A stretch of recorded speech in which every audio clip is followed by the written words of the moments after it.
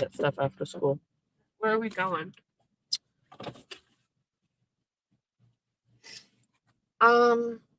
That place in like Swansea near Target for shoes. Want to look there?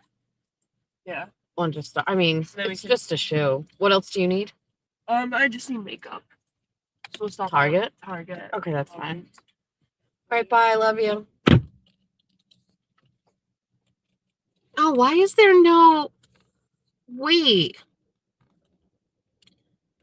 Are we live? Why is there no intro video? Where is the song? All right, we're gonna skip it. Fuck it, we'll do it live. Good morning.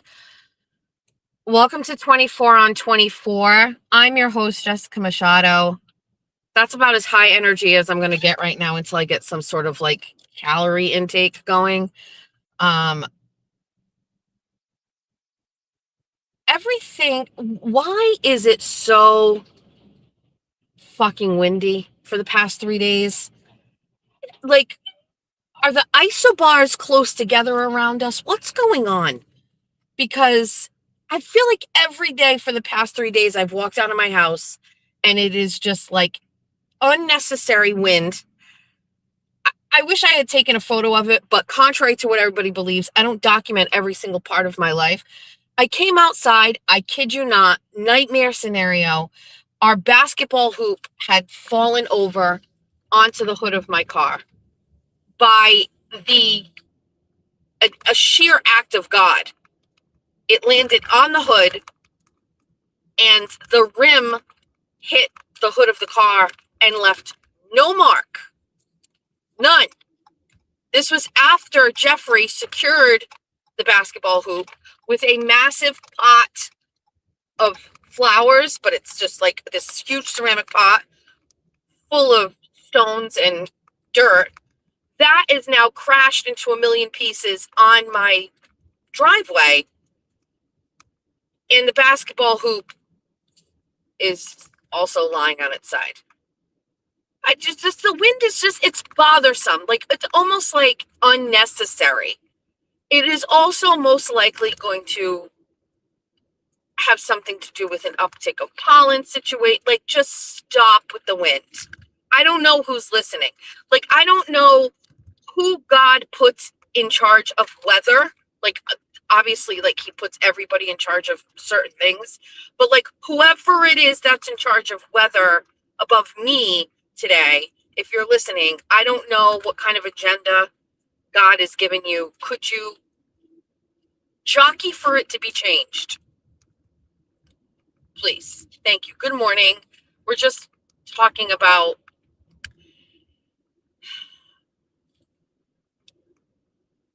it's par for the course that the intro video didn't play. Everything is feeling and acting peculiar since yesterday afternoon. It has been like a segment of my life where touching things feels weird. I don't even know how to explain. Every single solitary day, if the guys are listening, I'm sorry. This is not for you. Every single solitary day, I drive my daughter to school in sweats and a sweatshirt, okay? Sweatpants or leggings or whatever. Not even never black leggings in the morning. I'm not putting on tight pants when I'm going to drive my daughter to school. Some sort of loose pant and a sweatshirt. No bra. Underwear, but no bra. Every day I do this. You know this because sometimes I'm like, oh, I can't go to Savers because I don't have a bra on. And then I go, fuck it, we'll just do it. Every day. It doesn't bother me. Today, my nipples hurts on this sweatshirt. It's the same sweatshirt I wear all the time. Why today? I won't yell it because it's just not going to be like, I don't know where y'all listen to this, but why today are my nipples feeling so sensitive on the inside of this Old Navy sweatshirt that I have worn like for the past 3 years? That's super soft. Why? Do I stop at home and put on a bra? Do you understand what I'm talking about? Every single solitary thing is like nails on a chalkboard right now. I don't know why. The wind is pissing me off. My nipples hurt. Like, I'm not pregnant. Don't worry about it. But like, you get where I'm getting? Like that feeling. Everything is fucking weird. Yesterday. Well, let me start by saying this. Both of my daughters are having issues with things in their life, and I'm not going to talk about them. But both of them are having issues. Life isn't easy every day. We live a good life, but occasionally some things happen that get you upset. And it wouldn't be, my children live very good lives, and I can mitigate many things before they even happen because I'm that kind of a parent. That's not a helicopter parent. That's me anticipating things. So I do my best to take care of my children and help them out with things. I don't know how to explain it. It's what I love to do it. But I can't prevent everything from happening. Both of my daughters are going through it right now. And I cannot do anything but listen to the both of them. And number one, I am sad for them, right? First of all, it's not the end of the world, both things. But number two, also, can I just say, just fucking get over it. Get over it. Stop it. Rich white girl problems. That's what this sounds like right now. Fix it. Straps on. Pull your straps up. Fix it. Sad, yes. Cry, yes. Move on. Fix it. Don't have time for this. You will never be like me if we coddle these situations. Communication. Go fix. Go talk. Irrational thoughts. So I didn't say it like that. I was just basically saying, like, trying to put things in perspective for both. But they're very emotional. They're my children. They're my daughters. So while I'm saying that to you, I do feel like this underlining, like, level of, like, moderate worry for both of them that they figure it out and it gets all resolved. It will, one way or the other. Second, occasionally, not with Julia and not with Jack, but just with Georgia. Occasionally, I get frustrated with my child when she tells me situations or stories, unrelated, by the way, to the one that she's dealing with right now. But yesterday she came home from work and she was talking to me about, she has been training on the register at work, okay?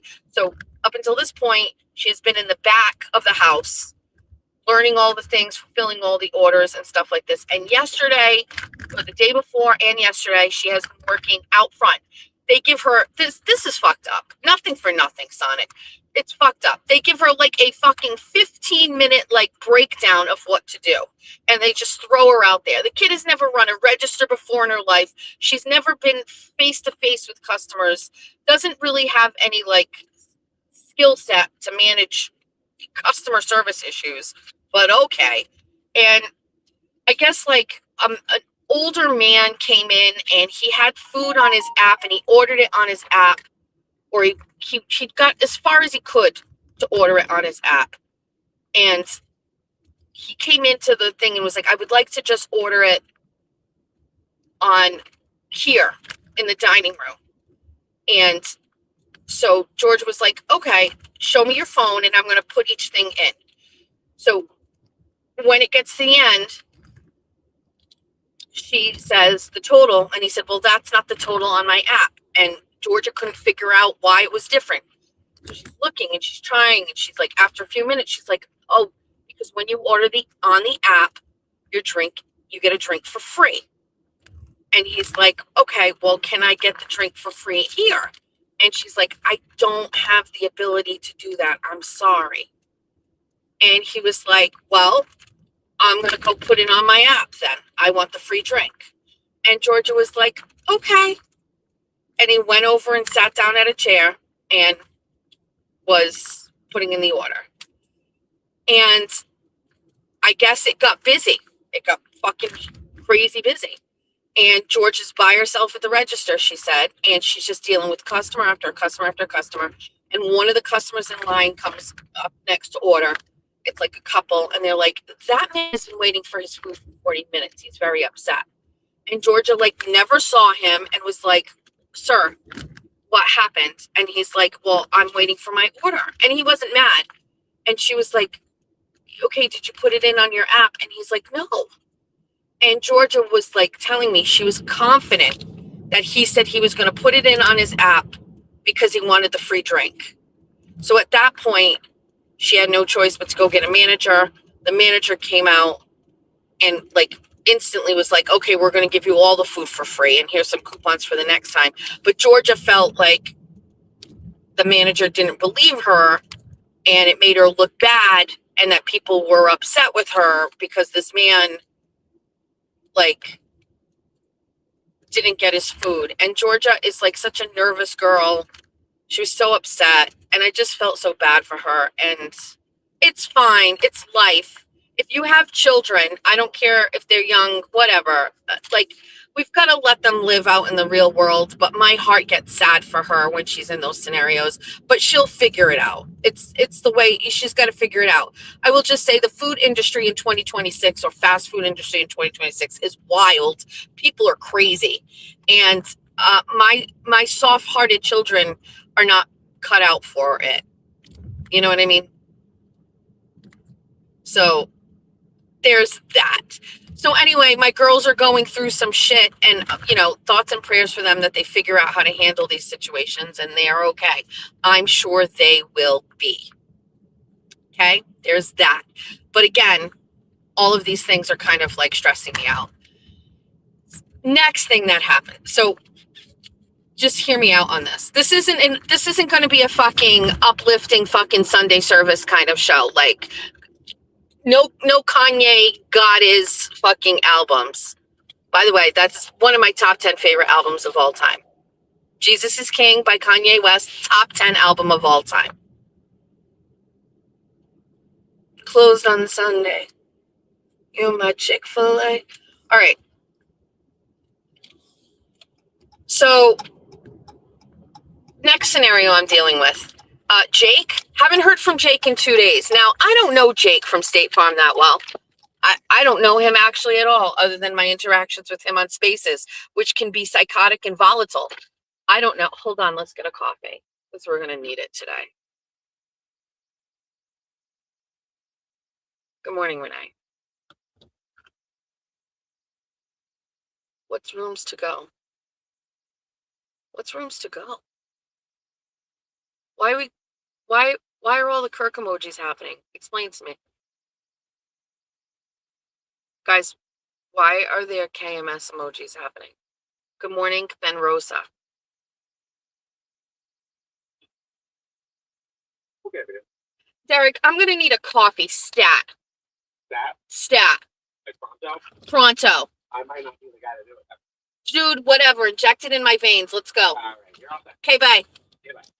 We are currently at the point where I don't even need to order my coffee now. I just show up and go, hi, Styling here. Good morning.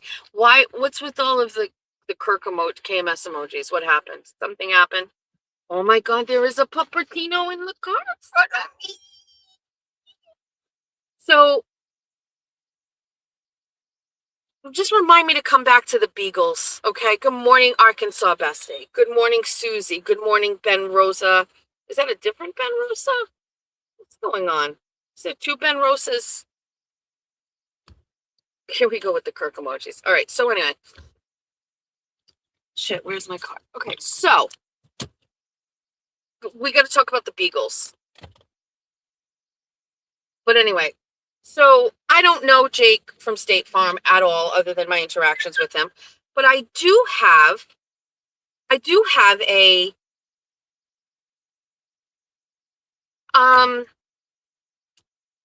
it's this weird thing I have with a lot of these KMS guys. Kirk abandoned them essentially, and they were all just homeless, and they were all like a bunch of wayward souls. Oh my God, this Puppertino.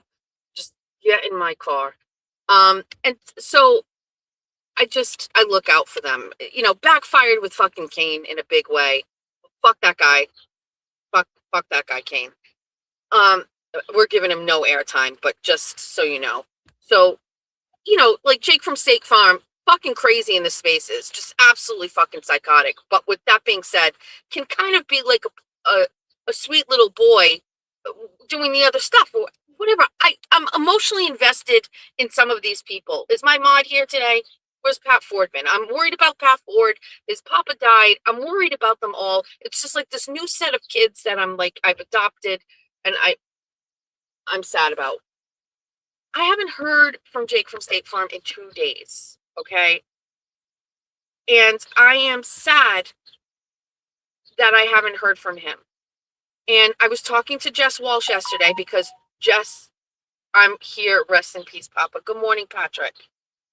Good morning. I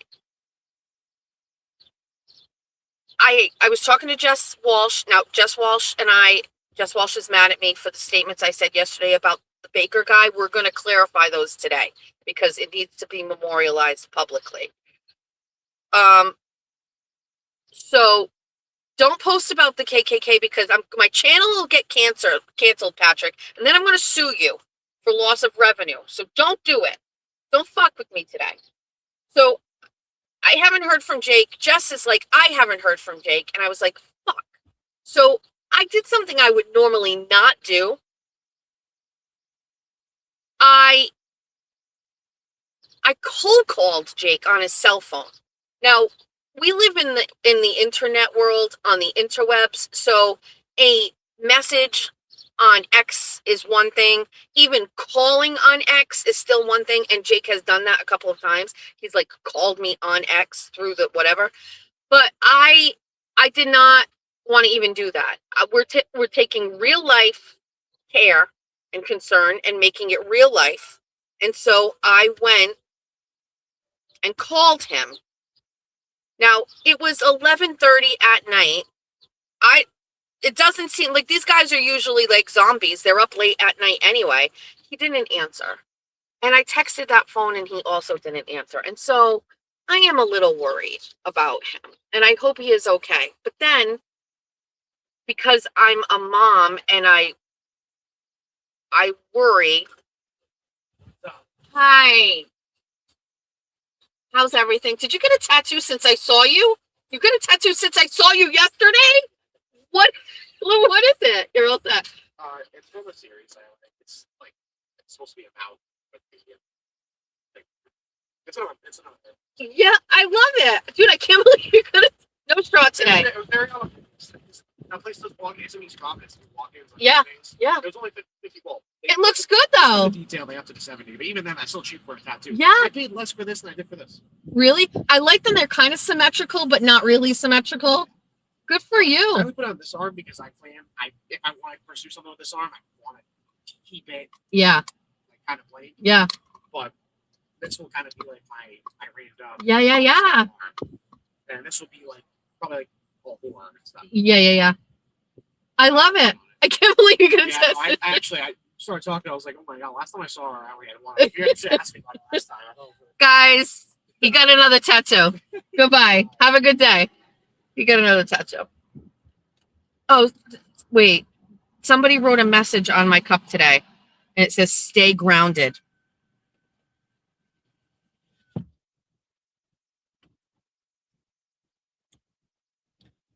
Hi, construction guy. He's got a pole on his truck.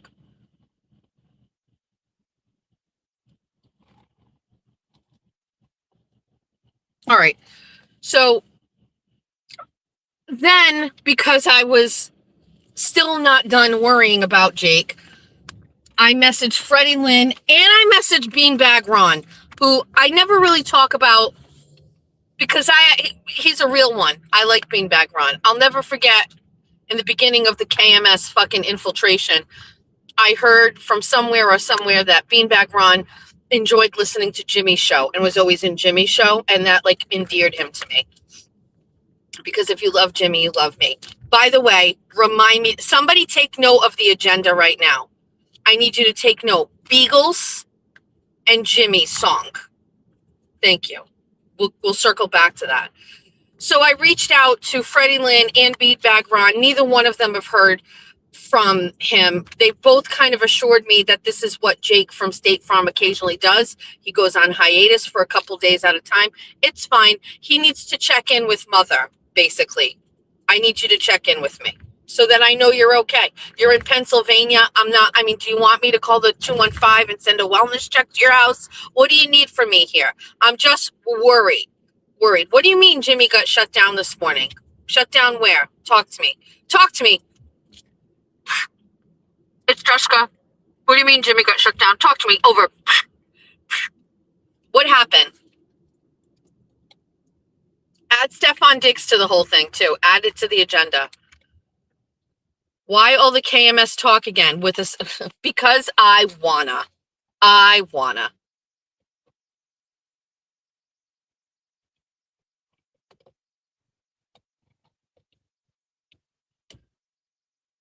All right.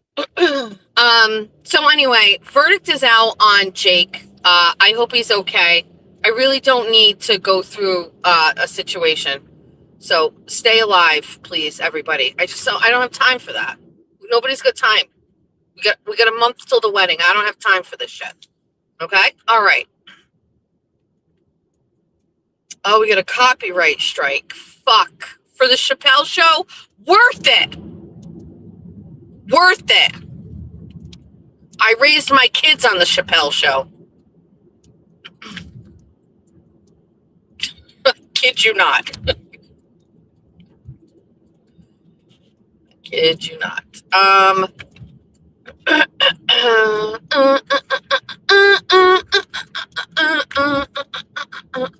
the lights. All right. So that's that. Be well. Watch. Jake from State Farm's probably just been on a fucking 2-day bender and now is going to sleep for 24, 48 hours, and I'm all stressed out for nothing.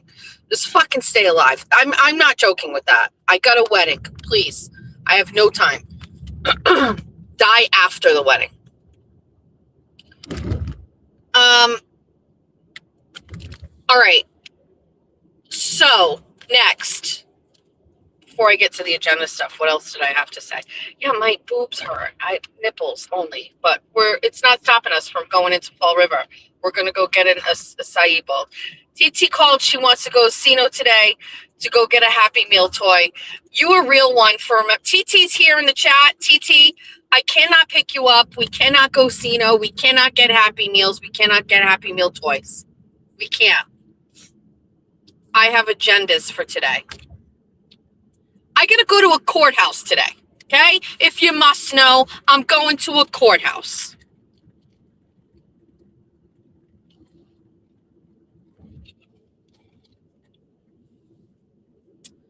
Restraining order. Can't see my daughter. Her mother, brother, grandmother hate me in that order. Public visitation. We met at Borders.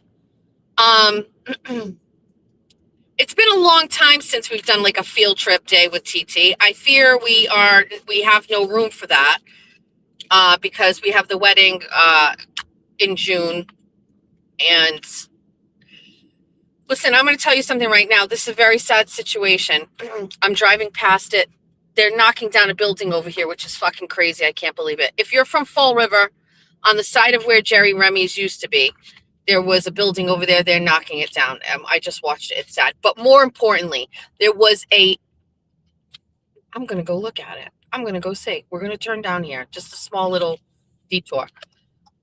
My very first apartment with Ronald Travasos, my daughter's baby daddy, was down here. There was one house down the street. One house. This truck is not going to make that turn. There's no way it's making that turn. Even the river looks choppy. What the fuck with this wind? There was one house at the end of the street, okay? It's crazy, but there was only one house.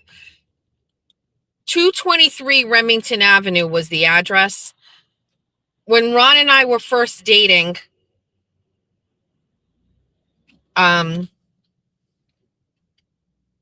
I basically told him, You gonna go? That's all right. No, you go. It's fine. What the fuck? I basically said, like, listen, we gotta make this legit. People come down to this area and put kids on a school bus down here. This is crazy. What the fuck's going on? I don't even know what's going. Anyway, to make a long story short, I basically told Ron, like, make it official, and he got me an apartment. And I'm just driving here, and that apartment building is gone. I'm looking at it, and I'm actually so fucked up and sad over this. Holy shit. The whole apartment is gone. The whole building is gone. That's crazy. I used to sit under that tree. So anyway, that's fucked up. Anyway, that's the apartment where I got pregnant. That's the apartment where we lived until we bought our house. And they sold the house. I don't know what they're putting there, but and knocked it down. And I just drove by, and it's kind of weird. It's kind of sad. It's like a whole life there, and now the whole thing is just gone. It looks smaller. Hard to believe that there was a house there, but anyway, whatever. I don't know why I'm doing this. Hi. Look at all these men walking down here. Where are you all? Get me out of my head right now. Anyway, so there's that.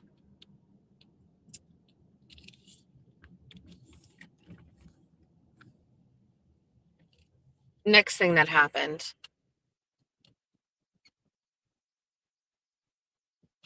Yesterday, oh God. I made a critical error going into Fall River right now. I should not be fucking doing this. As a matter of fact, like, I should not be doing this. I didn't want to go on the highway because fucking highway accidents in the morning, but I came into Fall River because I was going to head to the Black Goose Cafe to get an acai bowl, and it's just traffic and cars and construction, and I've barely gone 5 feet, and everything is crazy right now. I'm very stressed, actually. Do I abandon this or do I just keep going?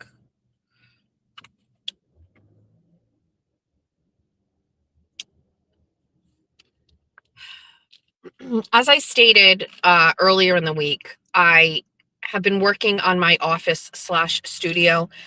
I cleaned everything out, and the studio is back to its original form, which was empty of all of my son's drums and things like that and cymbals.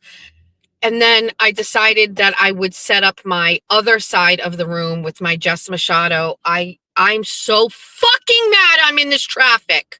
I do not want to be in traffic in the morning for 24 on 24 like this, going nowhere. Like, it's not even like I'm going to fucking Karen Reed trial. I'm going nowhere, and I'm in goddamn traffic. This is obscene. This is motherfucking obscene. Holy shit.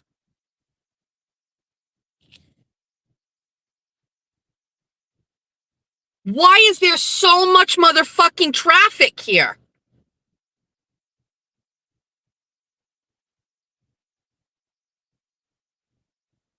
The mayoral recall getting shut down on a technicality. I'm embarrassed for them. It's easy to fucking get this shit done. Why they didn't fucking take care of everything, I don't even know. You're going to call a press conference. You know what? Wealth is subtle. Okay? Wealth is subtle. I don't need a press conference I don't like Nelson. I don't like that kid.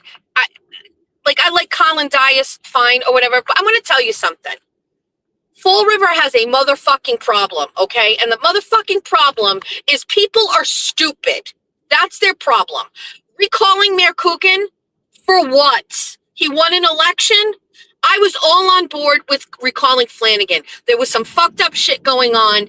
I was on board with that. I was a part of that group. I was active. I was working towards that. I was there the night of the recall. I was in deep. TT and I were in the weeds with that shit. This is nuts. The guy won his goddamn election, okay? You don't just recall people because you're not happy with the results. It has to be egregious. He sucks as a mayor, then why the fuck did everybody vote for him? Maybe it's because Boomer wasn't the better candidate. Then find a better candidate. Stop it. Stop with these recall petitions. It's fucking stupid. Get a life. I'm done. It's embarrassment. It's embarrassing. Here's the problem with Fall River. It's currently in a situation where there are far more people that are moving into the city and have absolutely no lore here. They have no connection to the city. They don't know anybody that grew up in the South End. They just got fucking brought here from fucking Joe Biden. These people don't give a fuck. They don't care. So the grasp that the old school fucking people of Fall River had on the city is slowly like coming to an end. And now you're going to be left with a fucking city in the state of Massachusetts, which is fucking raging blue. And it's going in a direction you can't stop it. Like, good night. Night, night.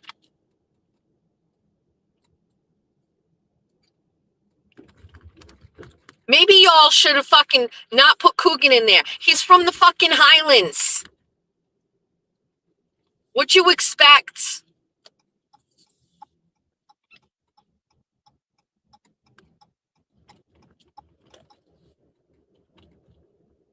Like, Fall River, like, I don't even want to, honestly, bring fucking Jazel back. He's learned his lesson. He's young enough. Bring the boy back. Give me the culture. Give me the energy. I'm tired of this old white man fucking bullshit running cities. Where like 60% of your high school is not white. Why is Paul Coogan mayor?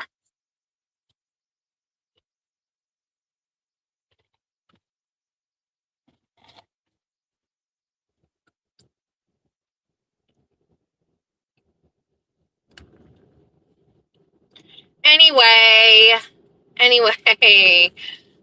soft hugs, flowers, rainbow, sunshine.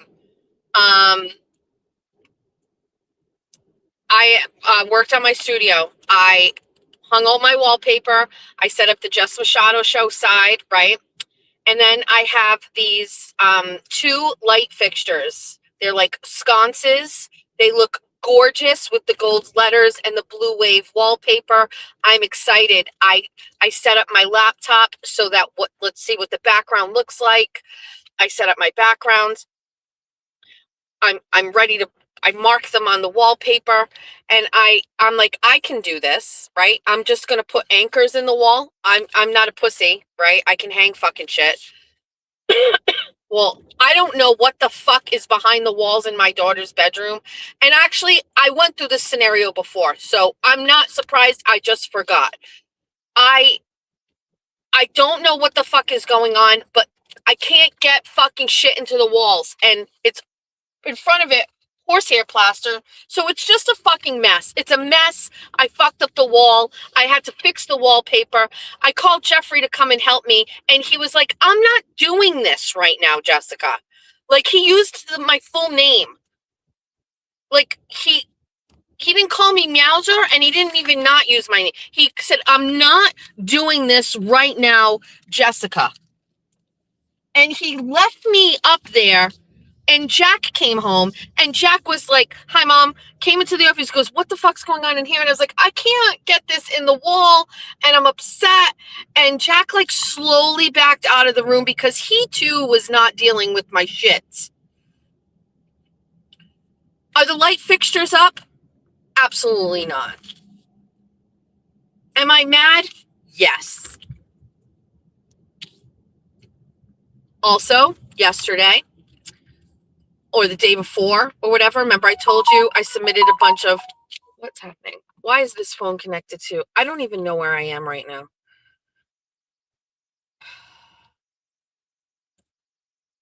it's saying no phone. Oh, it is connected to Bluetooth.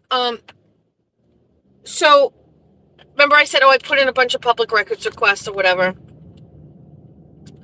I shout out to the city of Taunton. Shout out to the city of Taunton. Anytime I send a public records request, I get it the same day, the next day. So I put in a public records request to Taunton because I used to monitor how many calls to 911 for the police or whatever went to the Clarion Hotel when it was a migrant shelter. And I did a whole fucking article about how many calls. It's obscene. Like over the course of 6 months, like 240 fucking calls to the hotel. And the police department there broke them all down for reason for call. Like Taunton is a Republican controlled city in Massachusetts. Okay. Majority of their city council were Republicans. Your mayors were Republican. Kelly Dooner's your senator. She's Republican. So they're like, if we got to deal with these fucking migrant crisis situations, we are going to we're going to pay attention. So they wrote down like every type of call. So I did a whole story on it and showed what it was like before and showed what it was like during. And I was like showing people like, look how fucking crazy this is. And so I submitted a public records request. I was like, you know what? The shelter closed last June. Give me the last 6 months of police calls to that. Just compare, like seven. So I put those things together right away, and I put the post on X, and it was getting some traction. But while it was out there, we've been talking about home base, and we were talking about when the migrants left the shelters, where did they go, right? Where do these families go? Well, many of them got the home base program, which gives you up to 2 years worth of free rent. It pays first, last, and security. And it also gives you a stipend for furniture, for beds and things like that. Like, it's crazy. So I said, well, let's start researching the home base program. So I went back, and you can pull up, they're currently all open on my laptop. So there's like 5 open tabs. The budget for the state of Massachusetts is published on the website. Don't go to like where it's voted on. Like if you type in Massachusetts budget 2022, the first link that pops up is like them voting on it. Don't click on that link. Click on the next link, which is like mass.gov, and it'll give you the budget, right? And essentially, it's by line item. So every single department where there's money allocated, you can look it up. Now, some of them have different like technical names. If you can't find it, like raft, for example, I was like, oh, what's the raft dollar amount? Let me start looking at that. But when you type in raft, you couldn't really find it. So then I just typed in Google, what is the line item on the budget for raft? And it pops up and tells me the exact number that it's listed as. And then you go back to the search bar and you plug in that number, and then it shows you for that 2022 budget what they're allocating. So what it'll do is it'll show you, here's what the projected spending for 2021. So it'll tell you essentially what they think that they were going to spend in 2021, and then what the lawmakers suggested for 2022, and then what the governor ultimately agreed on for 2022. And then you have to just go through each year. So I have all those tabs open. 2022 is when we first look at this with fucking people, and I can't. So 2022 is when we first started seeing migrants come to Massachusetts. So that budget is virtually intact as it was before the migration happened, or the infiltration or whatever. And then 2023 and so forth. And I found such a massive jump between 2022 and 2026. It started at $12.1 million, I think. And last year we spent 100 million. So before the migrants came, the home base program was spending about $12 million a year. And now currently Massachusetts, well, in 2025, spent $100 million on the home base program.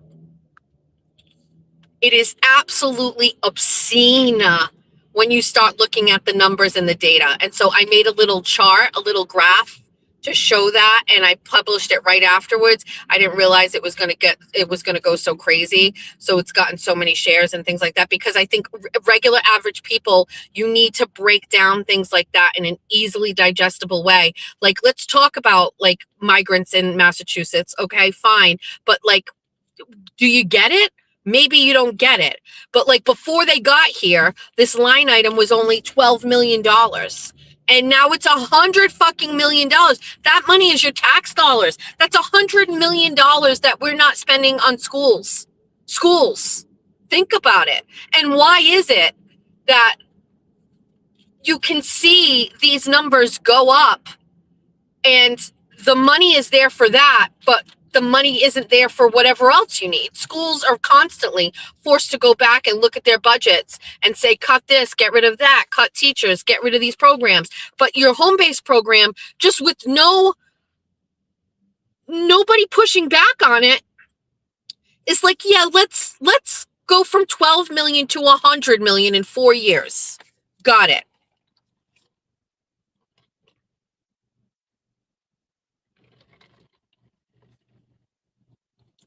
The problem is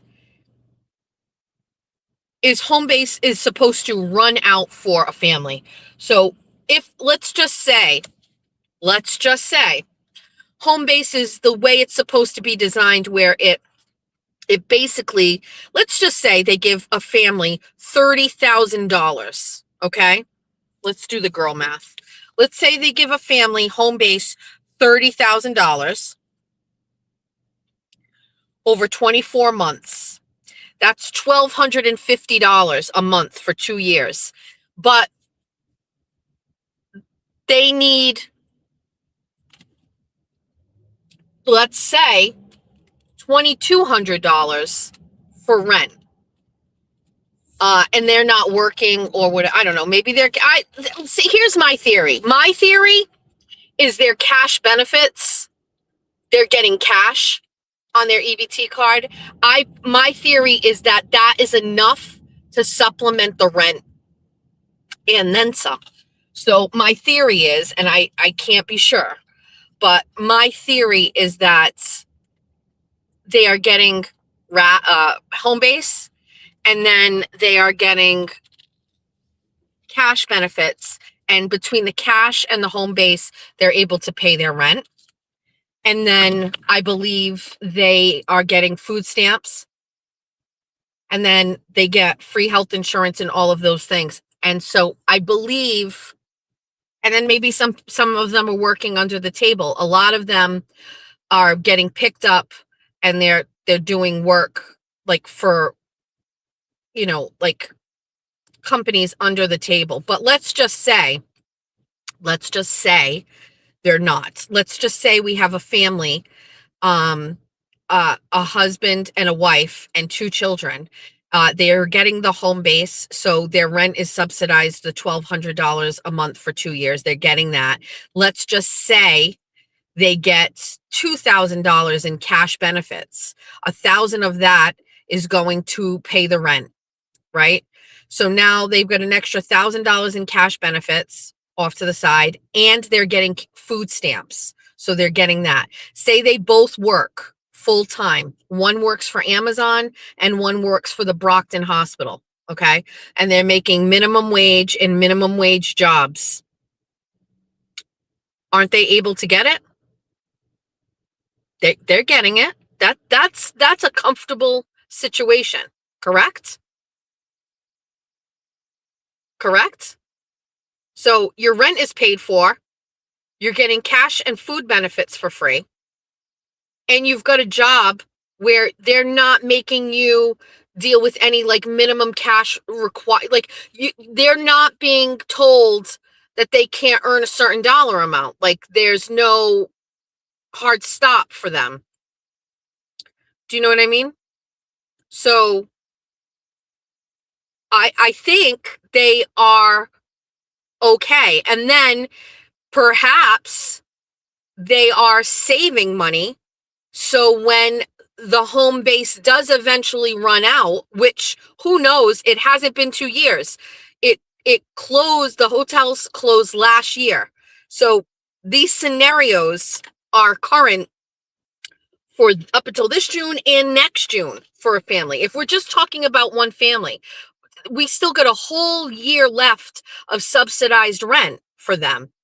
So let's see what happens in 2 years, like in one more year. So when all of this is done, when all of it is dried up, what does that look like? Perhaps these individuals are saving money, and that's fine. But what's going to happen when those people are in the minimum wage paying jobs and they're in apartments that are getting $2,200 a month for rent? How on earth are they going to afford that? So they are going to then have people that are getting what? Evicted, homeless, shelter system ramps back up again. What the fuck is anybody thinking about what this scenario is going to look like next year?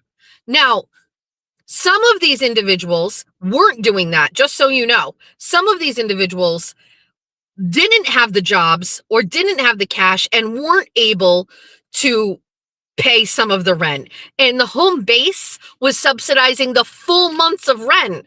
So their home base supposedly was all used up in the first 6-7 months. So how is this going to go? The other thing too is all of these individuals have come to this country and they all are getting clean slates with everything, including they're getting their driver's licenses. They don't have to do road lessons. My daughter has to pay $1,000 to do road lessons, and they're just getting their fast tracks to licenses because they need them to drive your Amazon orders, to drive your trucks, to do it is just insane. It is insane. So when you start looking at numbers and you start looking at the budget, it makes me want to jump. And so I put that graph together just for Homebase. We have another graph that's going to go out today with Raft. Raft is a little bit of a different program, and I understand, like, I actually believe like all of these programs in their essence are helpful and can help families, and I think they're great, but it is not what it is intended for, to subsidize a whole population invasion. Like, that's not what it's for. But if you start looking at the other line items so 2022 is the year, do not go back and look at Mass Health. It is worse. It is worse. That graph is going to make people want to just pack up and move. I'm telling you, it's bad. And it's not just Mass Health, but there are other programs like subsidized childcare vouchers. Those numbers are off the walls extraordinary. And when you start seeing these things all lined up, I think, my God, if you still vote for Maura Healey, you're part of the problem. You can't do it. So it's bad.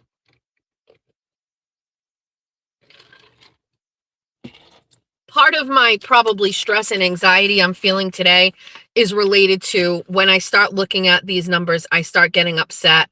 I get frustrated. I feel like I'm not doing enough. I feel like nothing's ever going to change. And then I'm like, okay, let me just talk about it and maybe it'll help. You know what I mean? Maybe it'll resonate somebody. Like, you know what? Print me up that fucking that chart I made yesterday, make it big, and I'll go stand on a fucking street corner here in Fall River and be like, are you going to vote for this again?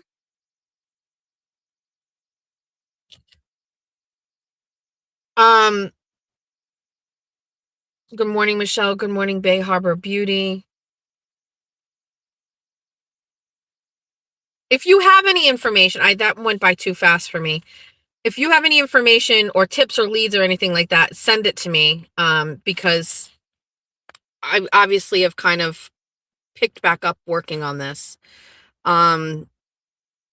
So anyway, I have a bunch of public records requests that are out. I spent a lot of time in the office yesterday. It's part of the reason why the Jess Machado show background and stuff is done. Because when I want to talk about these things, it just felt like the Bunny After Dark vibe wasn't going to be taken. I can be all of those things. I can be Bunny and I can do whatever. By the way, we have Bunny After Dark tonight. I have no idea what we're doing. So there's that. My Instagram is usually my safe space, and for some reason it is filled with stories of beagles being rescued. There was this guy, he was of some sort of Asian descent, and he wears like a headset, and he's an attorney, I think. He organized a break-in at, I think it's called Ragland Kennels, Ragland, not sure, Kennels, where they basically are like breeding beagles for testing, right? And I know this is shocking, but I don't watch videos involving sad animals because I get so sad. It just fucks with my head and my heart. I am literally one of those people where it's like, it's best that I don't know. It's better that I don't know. But for some reason, this situation has been all over my news feed. So they basically, and I don't know the whole story. I'm sure it'll take one click and I can read it, but I'm just going by the reels. The reels showed me that these people organized a break-in, and this motherfucker was like using an axe to break into the windows to get into the kennel. And they had all these people going in and getting these puppies, and they only got like 25 of them. They had to give them all back. I saw one point where the sheriff showed up and literally took a beagle out of somebody's hands, and I was fucking pissed. And apparently, like, Juliana Rancic, you know who she is. She married that guy from Trump show, and they're still together. She's part of this too, I think.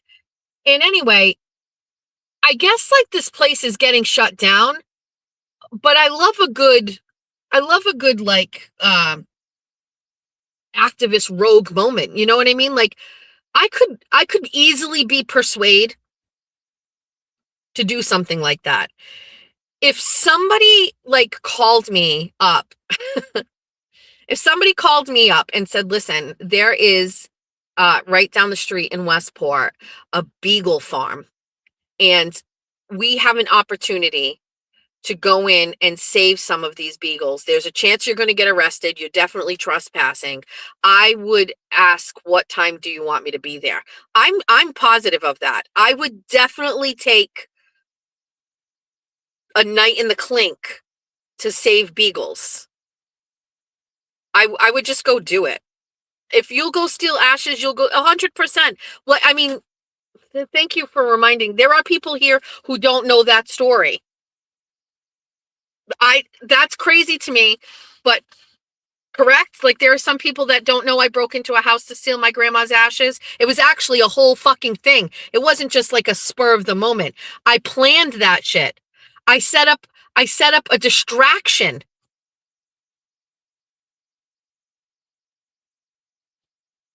So for me, like, if it's something that is like I even moderately care about, I'm in. Like, call me. We ride at dawn isn't just a meme for me.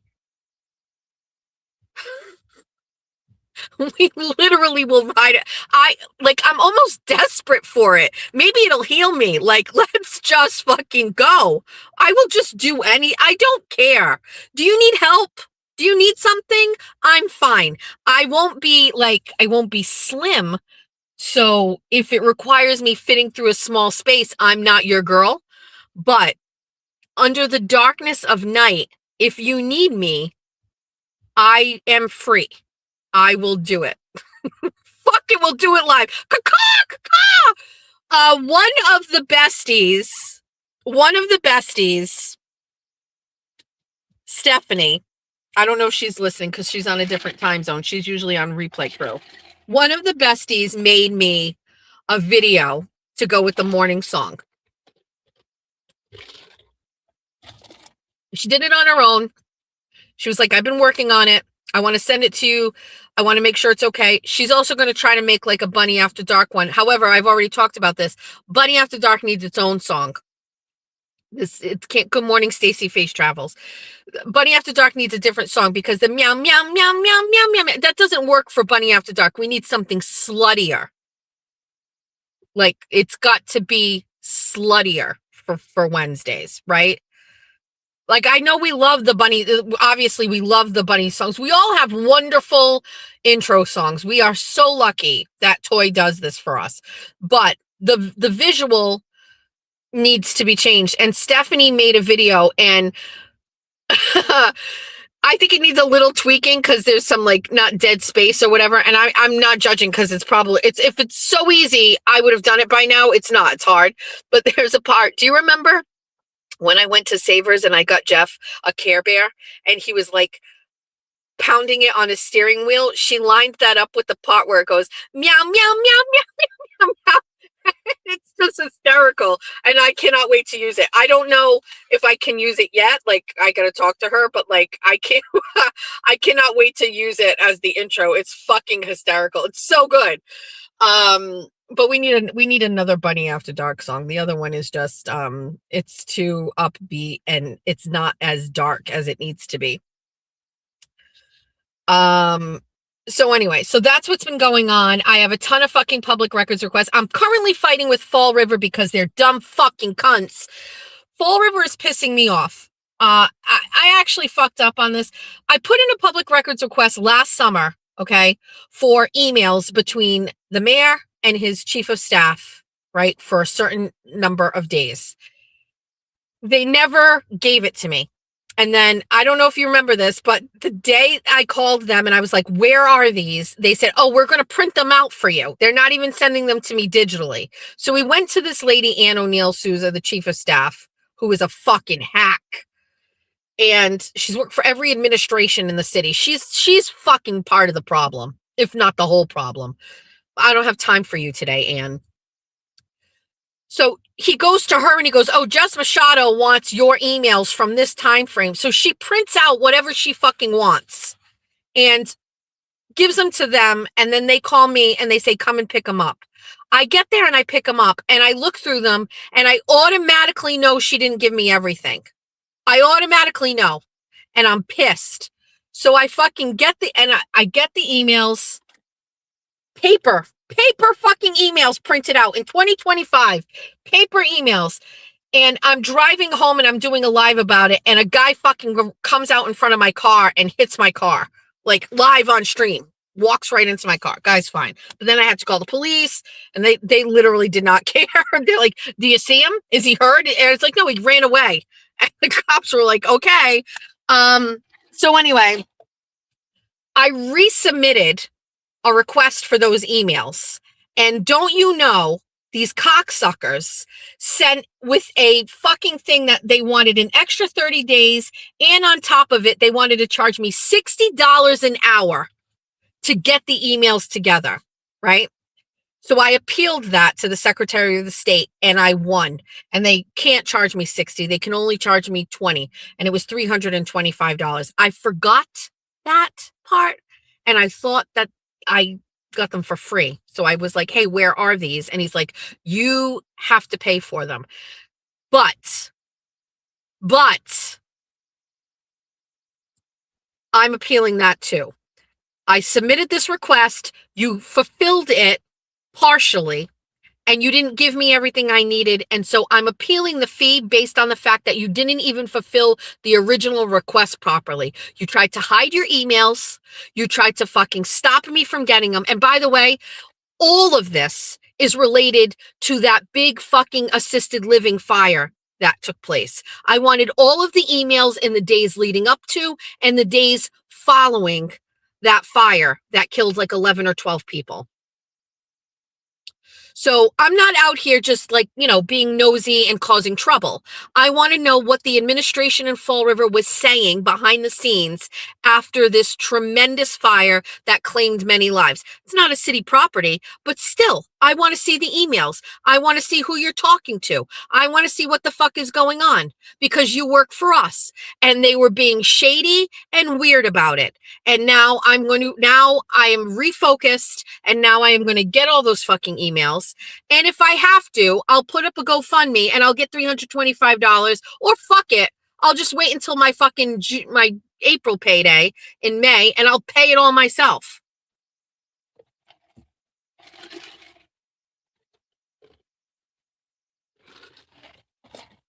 Somerset is going through this right now. Victor fucking asshole Machado is trying to say like the town of Somerset is inundated with public records requests. They can't handle them, blah, blah, blah, blah, blah. You know what? Thank you, Victor, for telling me and pointing out this big problem you have. I am putting a citizens petition on our meeting for the end of the year. Oh, I don't even think I need to. I'm going to put it together anyway. We need a part-time records clerk for the whole town of Somerset that just does public records requests. You can find other things this person can do when they're not doing public records requests. But you know what? It's 2026. There's plenty of people out there that will do it on a need to like use basis, and they can just be per diem. So you wake up in the morning and you got fucking 15 fucking public records requests, clock in, fulfill the request, and then clock the fuck out and go about your business. You got 10 days to fulfill a public records request. Every single municipality should have one person paid for with my taxpayer dollars to fulfill my public records requests for information that I ask for that relates to my taxpayer dollars. So stop cock blocking me when I ask for emails or for budgets. I would like to allocate a payment to somebody to get that shit for me. I'm tired of these people being like, oh, we can't do it, or you got to pay. No, fuck it. I want to spend my money on that.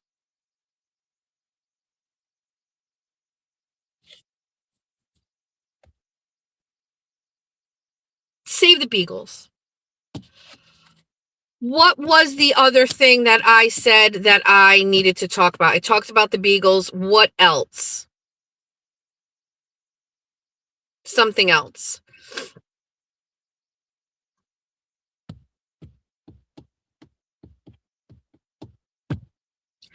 Stefan Diggs, craziest fucking shit of all time.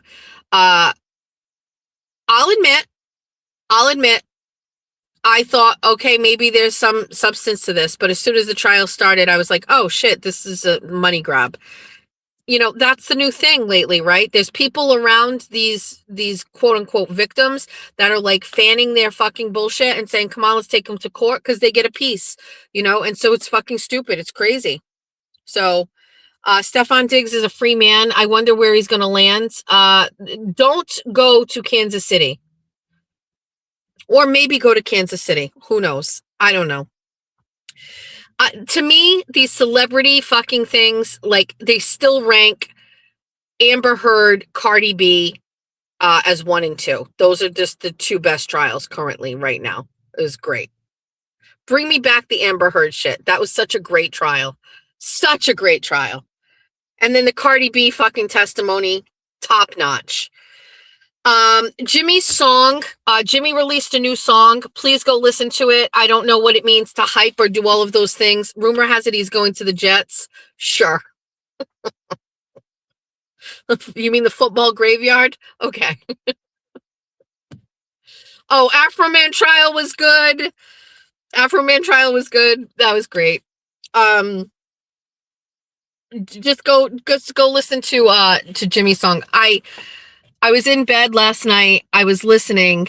I didn't know he released a song, and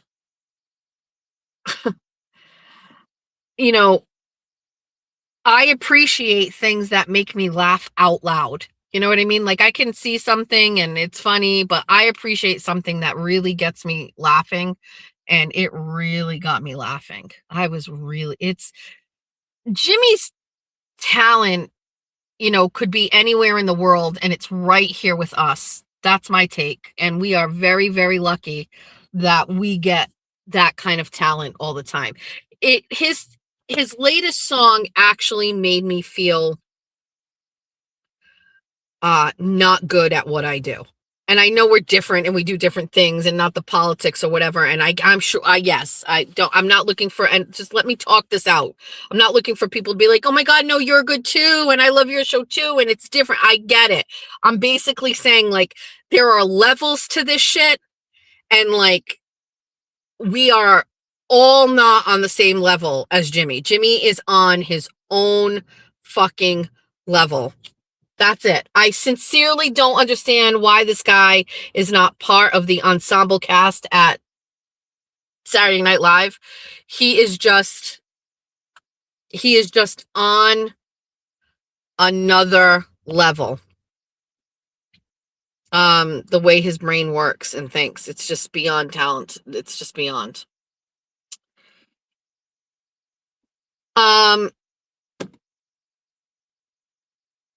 So there's that. Let me think.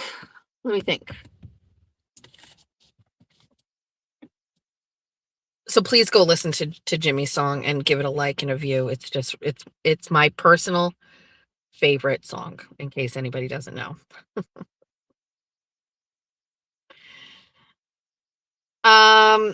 Today,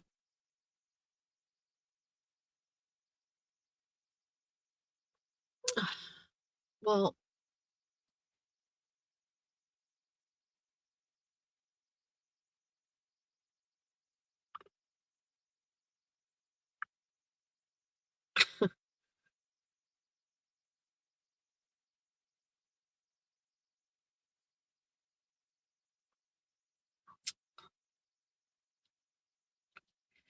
all right.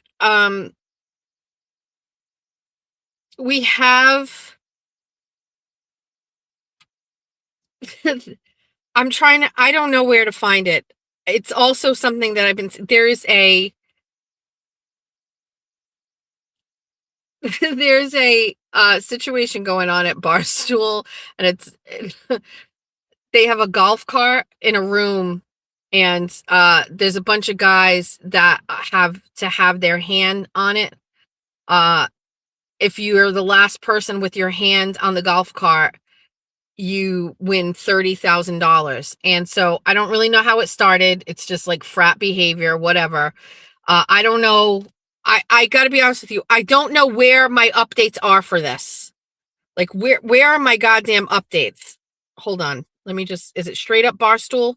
I feel it's like one of the sub Barstool. So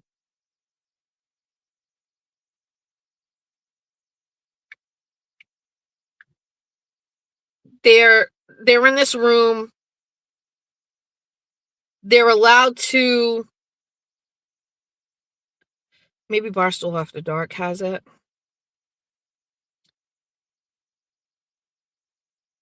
Dana and Liam will be allowed to sleep without touching the cart tonight. The stream will stay up if any. These rules are changing all the time. First, wait. Meek was, wait! Ah! Meek Phil has been ejected from Barstool After Dark. What happened? Meek, we have been allowing towing of the line for the last 30 something. The milk was towing. The diapers was towing. The sauce was towing. The shitting in the pisser was towing the line. I'm putting that on. If I say that's on the line, that's not what I got. Wait. Okay. So, holy fuck. So, first of all,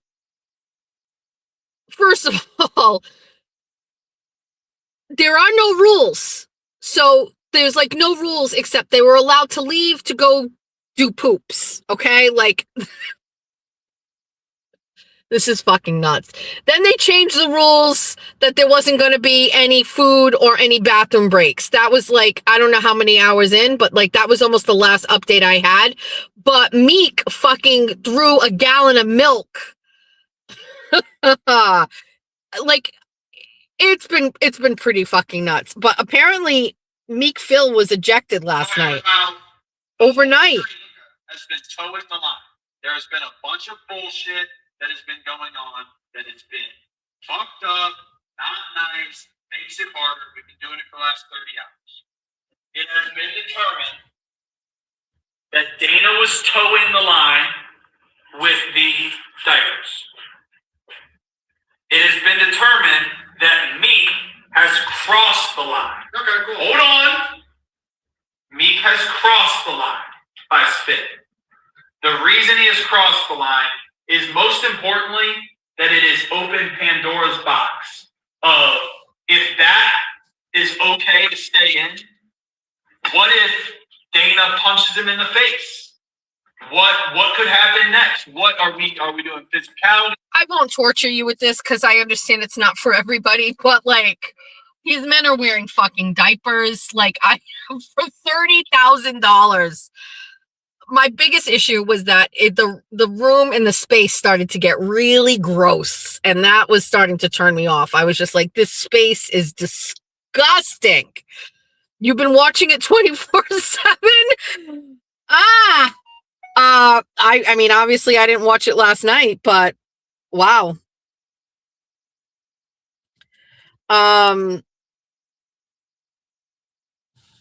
Yikes. Anyway, I don't know. It's been nuts. So I came to Fall River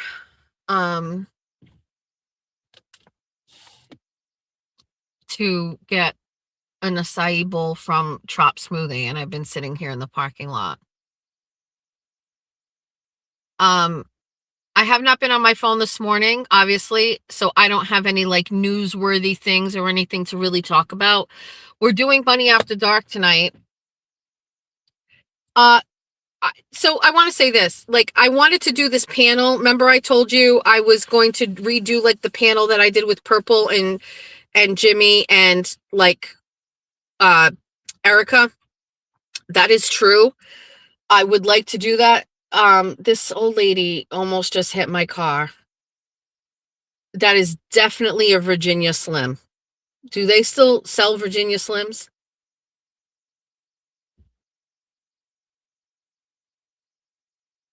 Please don't hit my car. Oh, that's a choice. That outfit is a choice. Holy shit.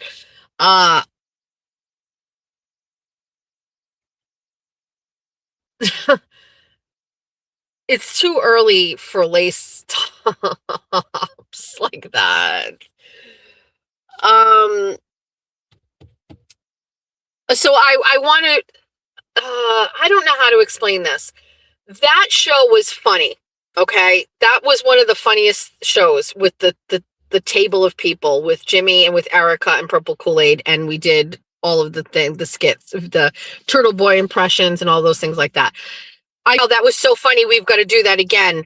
But then there is like this suffocating fear that it will not be as good as that one. And I fear that it's almost like the same way. It's like I don't duplicate outfits on shows because I feel like it's never going to look as good. So I reached out to Courtney and I was like, oh, do you want to do it? And then she was like, let me see if I can do it. And then she's finally like, yeah, Tim says I can do it. And I was like, okay, I have not even asked Aiden to do it yet. But now I am in this place where I don't think I want to do it. And I know that's kind of crazy, but it's not about the people. It's about like, I don't know if I want to copy myself. I don't like copying at all. I don't want to copy myself.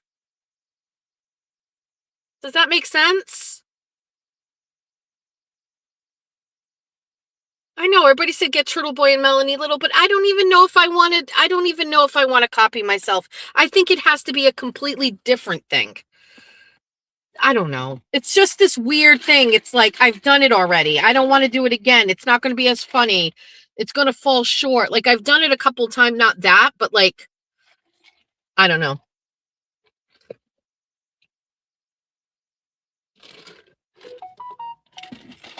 There's currently a line at Drop Smoothie.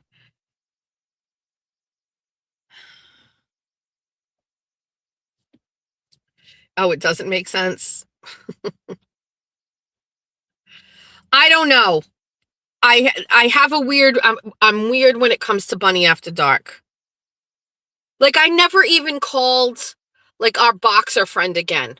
Like I was just like, it was done. It's over. Like I don't like to recreate things.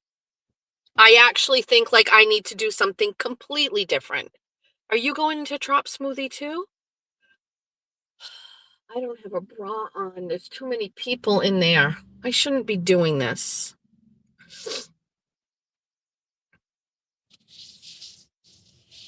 Like I have other ideas for skits. I don't want to like say them out loud, but like think about the puppets. I've never brought the puppets back.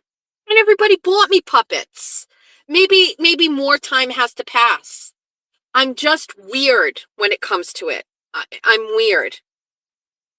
Like almost a panel doesn't sound like it's the right chat roulette. We did it the first time we went back and did it. Okay, maybe I can't do chat roulette again. You better not be in the fucking oh, she just picking up her food. You better not be in the fucking chat this week when things kind of like go a little quiet and go, let's chat roulette again. We can't chat roulette every Wednesday. Think about this. We can't possibly do it.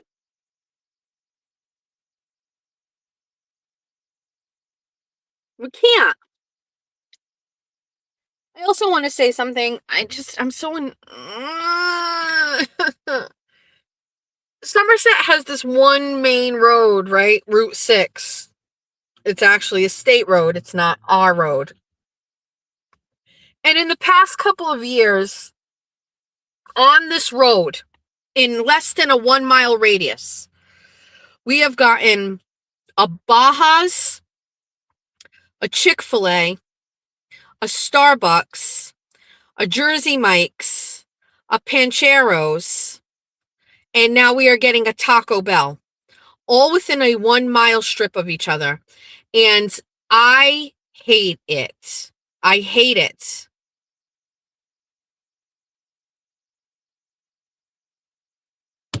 A Taco Bell is going right next door to Sonic.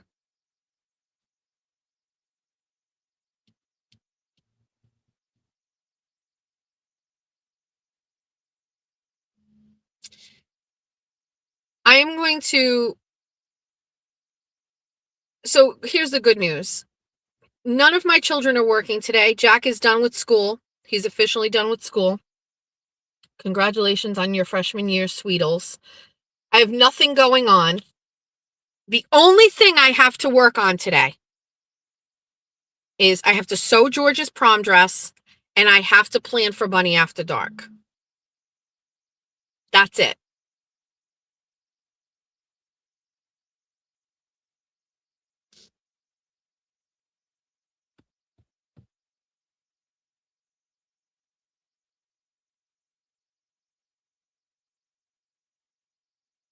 I know I'm behind, but you should do a panel with some of your students. I cannot do that for Bunny After Dark. Can't. We can do another show or something separate. That's a good idea, but not Bunny After Dark.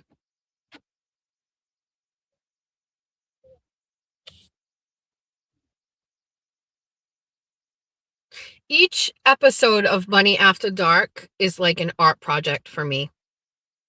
When I go back and look at it, it has a visual, it has a vibe, it has a feel, it has it's its own little thing. Listen, it's big enough that I'm even having other people on because I like to be by myself.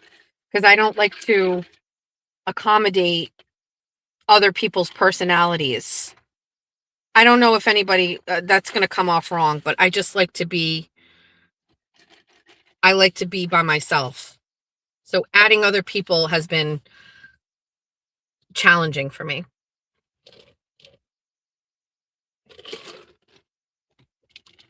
I also have noticed, did you finish the Baker story you started earlier? No, thank you for reminding me. I forgot about that. So let me be a little bit more clear about this situation because I don't think I was yesterday and it's caused some issues. And I will have to go back and listen to what I said yesterday. So I will go back and re-listen to it, but I have not done that yet.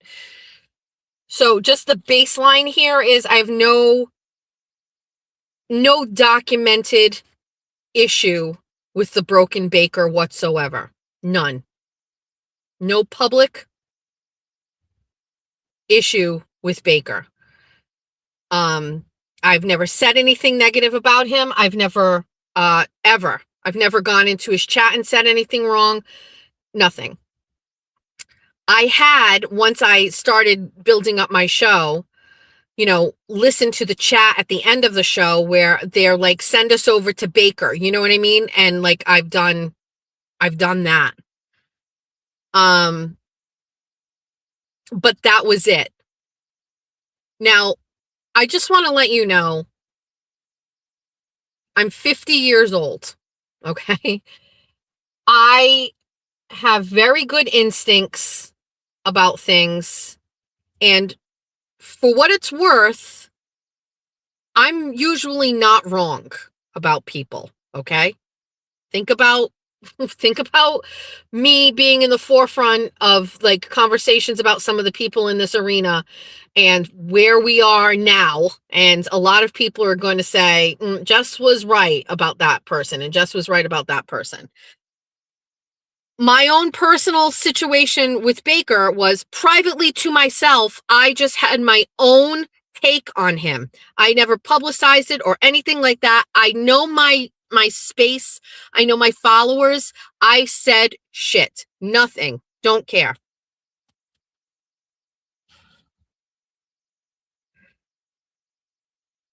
Second, it is very obvious to almost everybody that Jessica Walsh has an issue with Baker.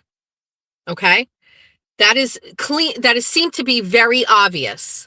And she has kind of said things online. She said things in chats, and now she has her own show or her own channel, and she will mention it there.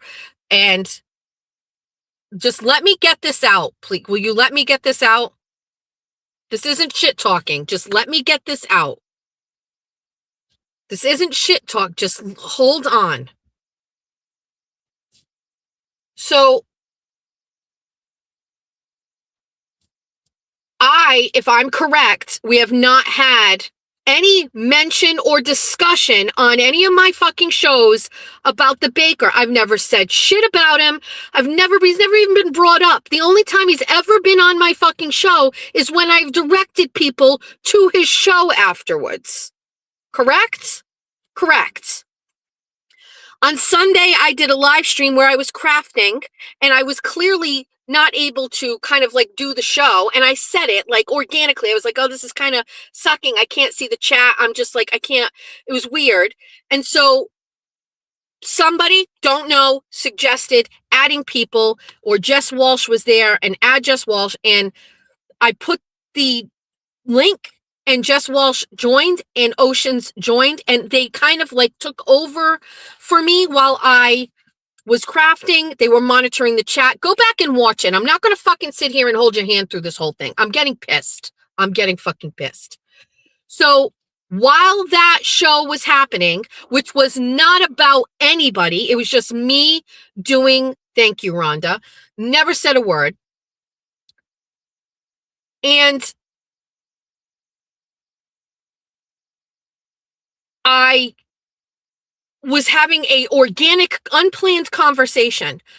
During that live stream on Sunday, Jessica Walsh mentioned the Baker. Okay? And I don't have it in front of me. I'm going to go back and I'm going to listen. I can tell you what, I didn't fucking bring him up. And I can tell you Oceans didn't bring him up. I'm going to fucking assume it was Jessica Walsh that brought him up. Okay. During that, she said, I believe she mentioned something about him masturbating or something. Listen, I can tell you right now, my instinct probably, if I wasn't distracted, would have been to shut that whole fucking down. If I hadn't been painting, I probably would have texted her, hey, zip it or whatever. But it happened very quickly and it was mentioned and we talked a little bit. And I think something I said about like, are his streams like sexual? Listen, this is nothing about him, but like, I always felt like pie hole and all this like kind of sexual undertone or whatever. But it was not disparaging, but I understand how it's my show and I had someone on my show and it was almost like I was like giving them a large platform to like air out some grievances about him, however short-lived it was. I apologized yesterday morning to kind of say, we're going to leave this right here. You get to stay on. It's Baker's turn. Problem with a different person every week. Bipolar is real. Well, this has nothing to do with me. It has nothing to do with me. So it was very brief, right? And I think we pivoted away from it very quickly. Jessica Walsh has her own issue, but I also felt like I'm not going to use my platform and I don't think she like intended to do it, but I'm not going to like use my platform, like my shows and my shit for her to air her grievances about this guy, right? We pivoted away from it very quickly. However, either that night or the next day, the Baker did a stream. Now, at the same time, there was another issue with Danny, apparently, right? Relating to Jessica and the Baker. I still don't know exactly what that was, but the Baker did a stream and the stream dealt with both issues, me on my show and Danny on his show. And he like talked about it and I was sent a clip and it was of no doubt in my mind it was about me. And one of the things he said in the thing was, if you have an issue with me, come to me. And I reached out to him privately because I felt like if it's me, I definitely would take exception to a larger channel platforming somebody's personal business.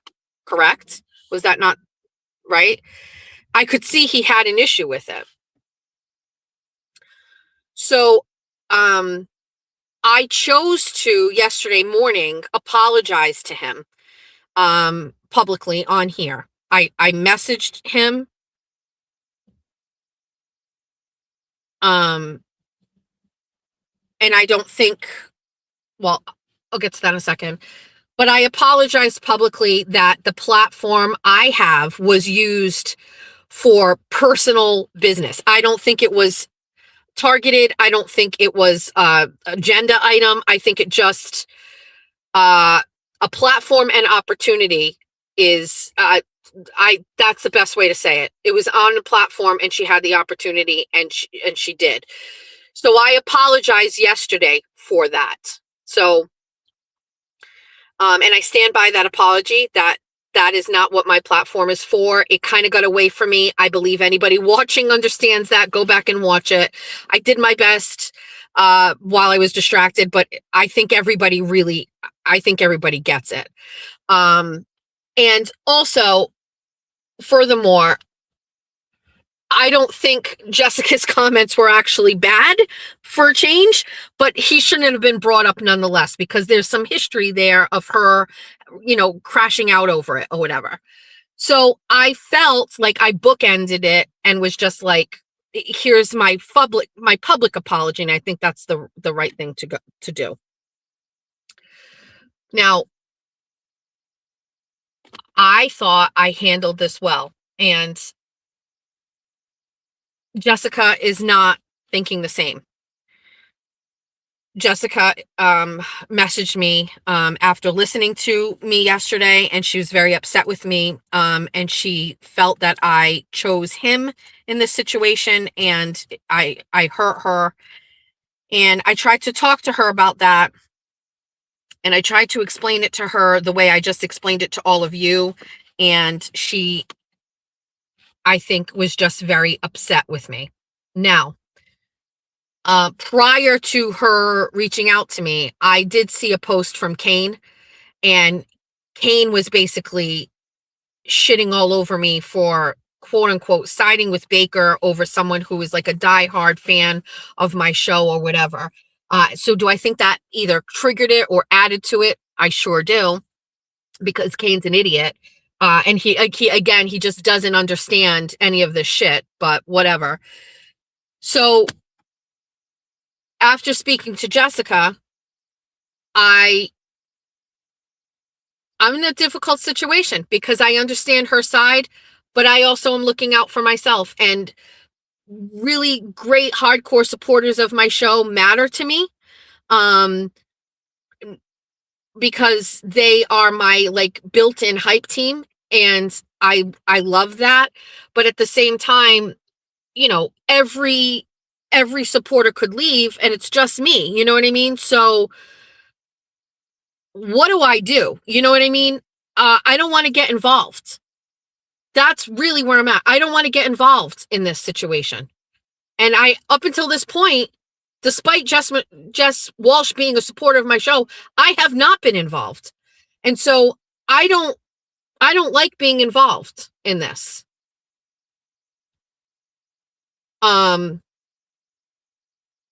Now, everybody in this chat could say right now that Jess Walsh is the problem. And I am sure that a lot of people in the chat are going to say that.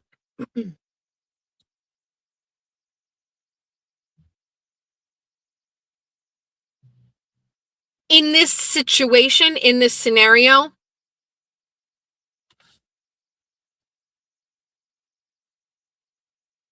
I don't even think you can blame anybody, but I'm going to, can I say one thing?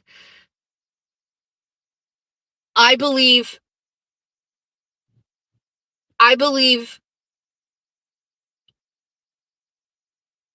how do I say this?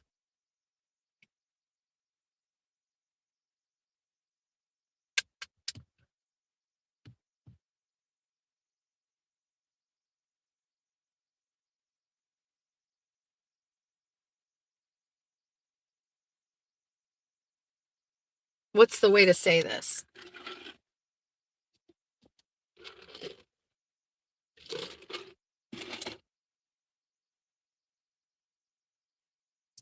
You brought more attention to something that is none of your business for me? What does this mean?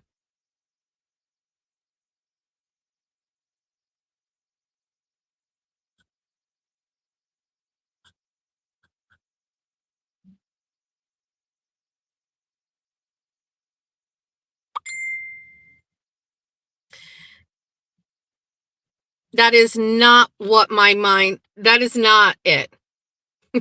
You're wrong here. And I love that you say that with confidence, but you couldn't be wrong.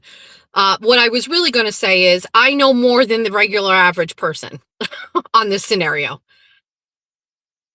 Okay. That's actually what I'm trying to not say. I know more than the regular average person on this scenario. So handling this the way that I handled it, I appreciate everybody is saying like,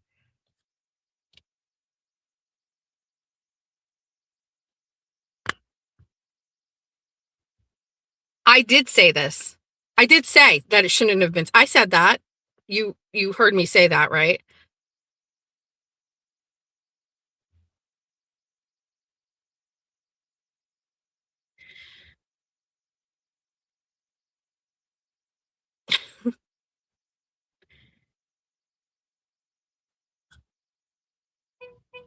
So I'm getting one side. Sure.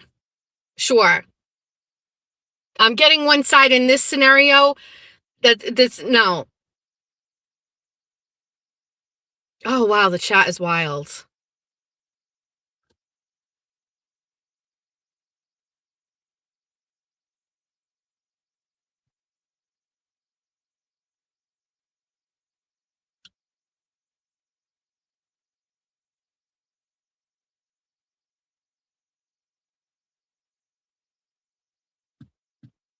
You know what? Here's what I'm going to say. You know what I think? Here's exactly what I'm going to say. And then I'm going to end because I think there's a third scenario here. You know, here's my message to Jessica Walsh. Drop the fucking screenshots. Drop every fucking text message.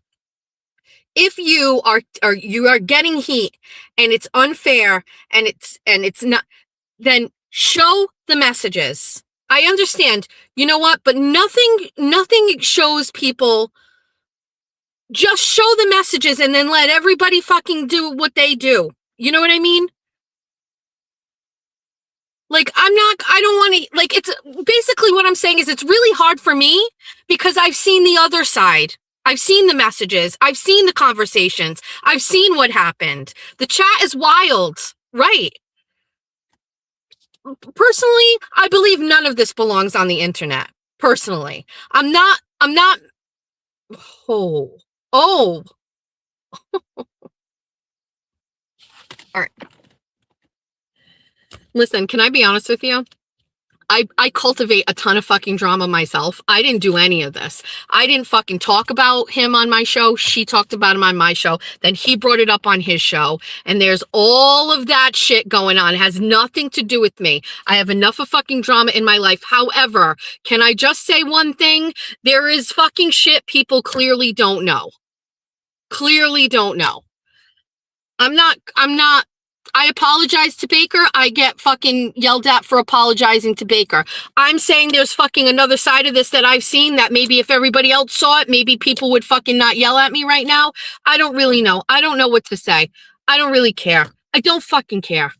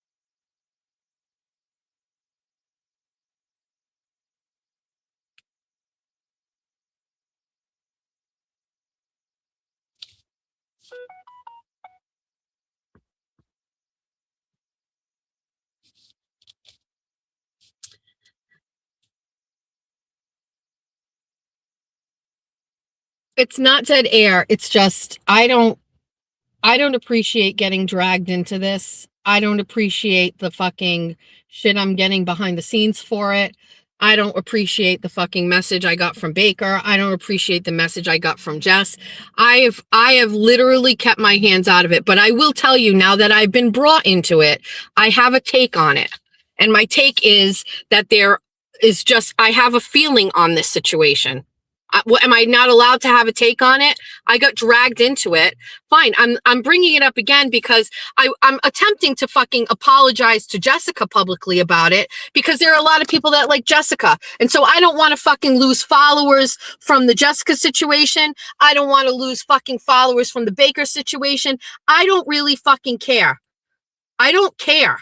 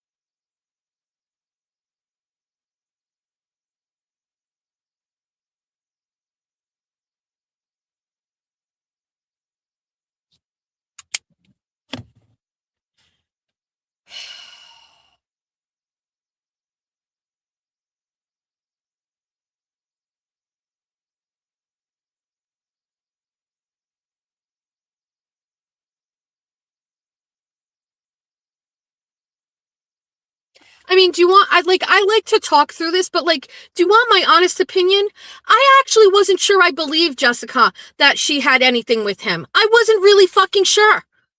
I don't know her. I don't know her life. I don't know anything. So, like, listen, we live in a world where fucking 5150 exists. There's some crazy shit going on. I don't know.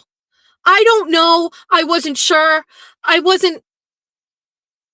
don't know Jessica in real life to the point where I said this the other day. What is her relationships like? How the fuck do I know? I'm not really sure. Maybe she was making something out of nothing.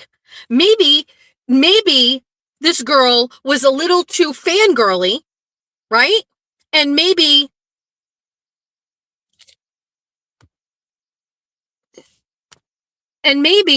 like, because she's a fan and she's a follower and she's a supporter, maybe it was all bullshit.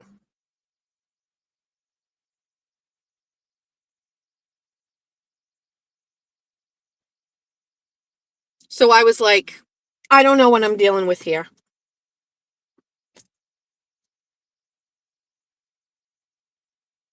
And I'm not sure I certainly didn't ask for it or whatever, but I was like, I kind of need to see some fucking receipts. And I hope everybody can appreciate that that's kind of what I was trying to do yesterday, is like work through the situation and be like, okay, is there a way to fucking figure this out or whatever, blah, blah, blah, blah, blah. And you know what? I fucking saw some receipts and I didn't really like what I saw. And so that's kind of where I'm feeling today, which is like, you know what? I apologize for making Jessica upset. I apologize for fucking talking, I didn't really talk about him, for letting that happen on my show. I should have fucking shut it down. And like, or don't look through receipts. It's none of our business. Well, if you're fucking talking about the fucking guy on my show and now the guy's on his show talking about me, give me some fucking receipts.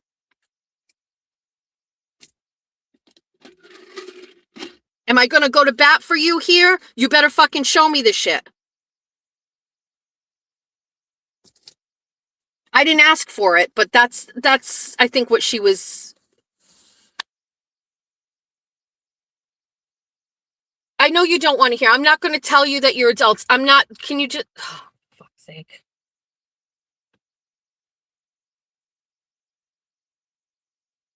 It is like most likely best that I just end this conversation with the 2,600 people in my chat right now, because I'm not able to say what I want, do what I want. It's not going to end well. I'm going to maintain it. It had nothing to fucking do with me. I was brought into it by both of them. I'm wherever I am right now. I'm addressing it because Jessica was upset with me, so I'm trying to fix that situation today. I don't really understand it. I'm not really sure. Whatever. I'm just saying this. I thought that maybe what she was saying about their relationship or whatever was not bullshit, but exaggerated or one-sided. It wasn't fucking one-sided. That's my fucking take on it. It was a fucking consensual fucking thing going down between the two of them. And that's the fact. So just because one side isn't talking about it, that's convenient. I get it, but it's like, I see receipts. I see text messages. I know exactly what was happening here, and I understand her side. I also understand his side. Keep me the fuck out of it. I'm sorry to him. I'm sorry to her. Yesterday, I said sorry to him. I thought that was enough. She got upset. I'm apologizing to her, and that's it. This has nothing to do with me. I'm navigating through something on the internet that started and exists on the internet. Okay? For people to like start getting mad at me is wild. You don't want to follow me because of it? Fine.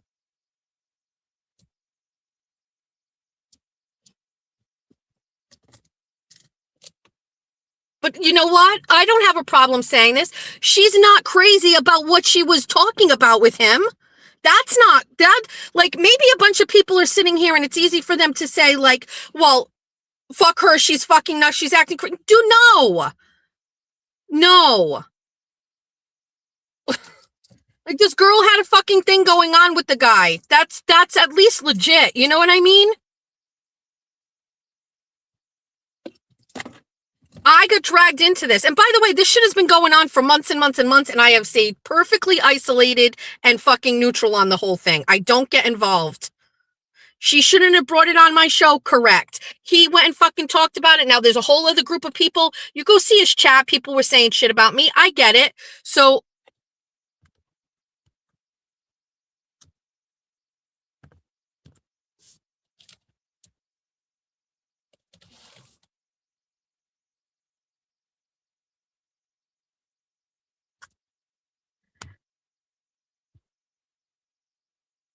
wait, how can you think you're in a relationship with someone you haven't met who lives in a different country? Is that a relationship or an online flirt? How is this serious?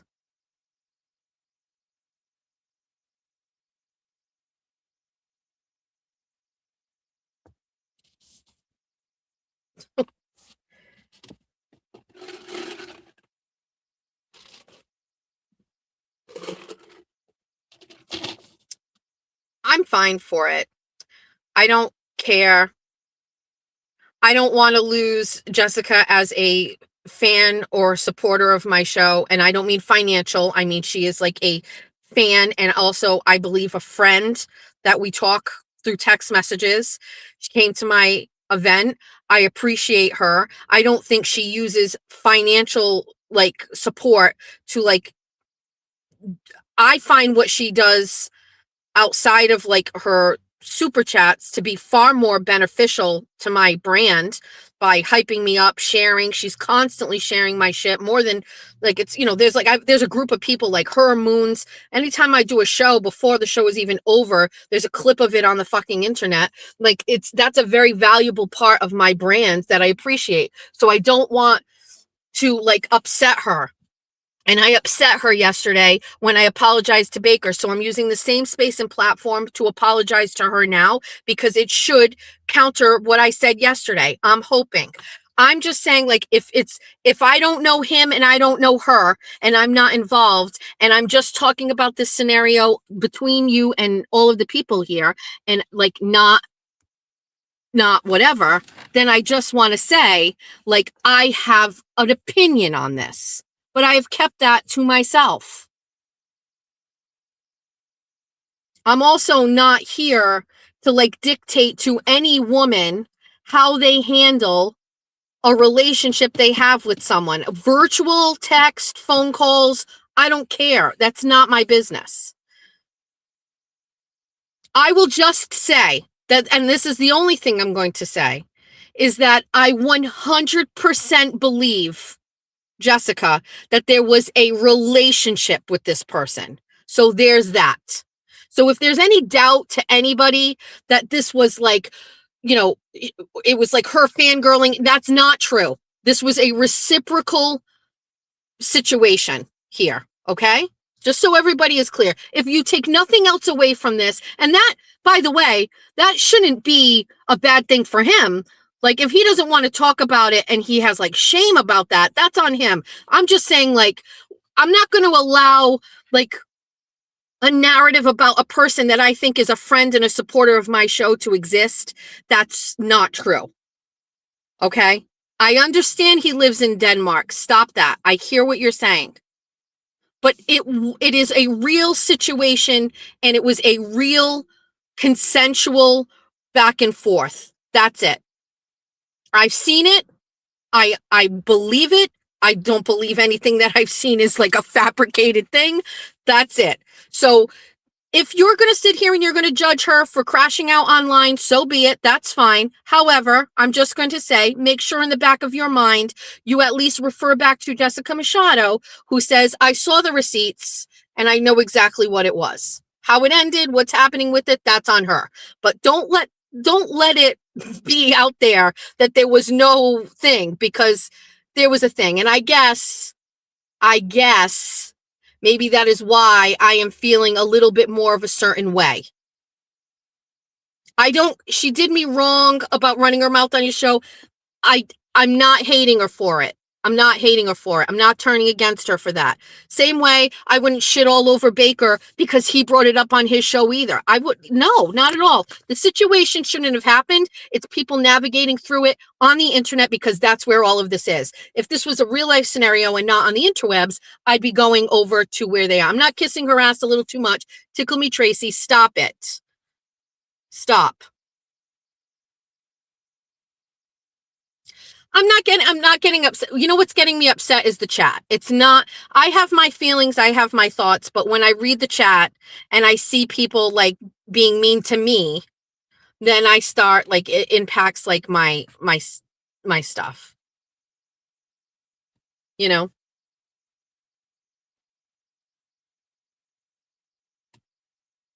That's how I feel.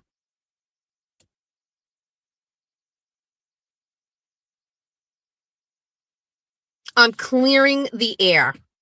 There will not be any future conversations or segments about this situation. I just felt you are kissing her ass too much. You're fearful of her becoming what? Okay, Tracy, tickle me, Tracy. Thank you so much. I'm all set. Thank you for your feedback.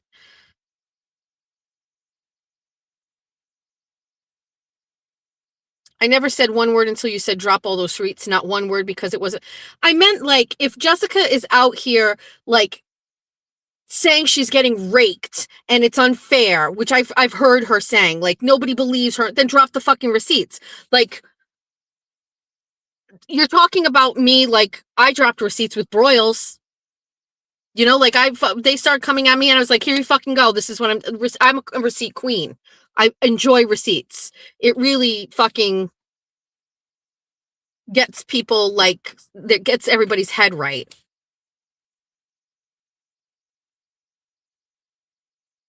I also would like to go back and say what I always say, intent matters. My intent was never to give her a platform to talk about her relationship with him. My intent was not for it to get weird. That there was no intent there. If you think that, wrong. Baker should know, not my intent. Also, by apologizing to him for it, my intent was not to get her upset.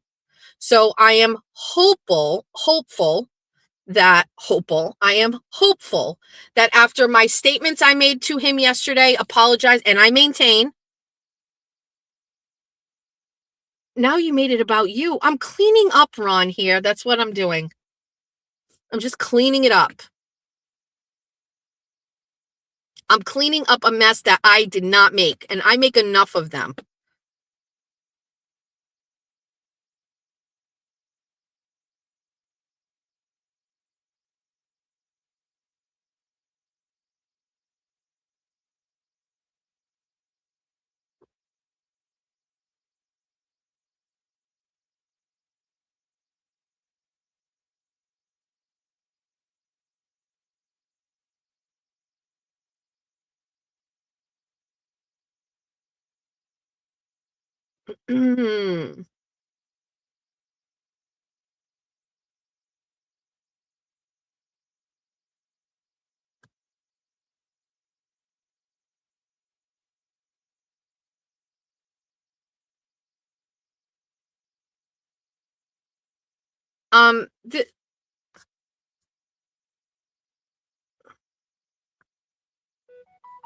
This is really where I'm at with this.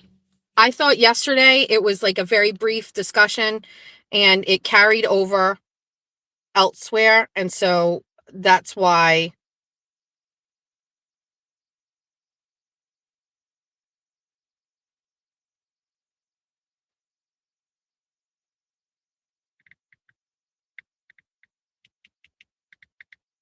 now we're getting text messages. Cool. I can't pick and choose how fans or people react. I have to take it. Sometimes fans are good. Sometimes what do I say? What can I do?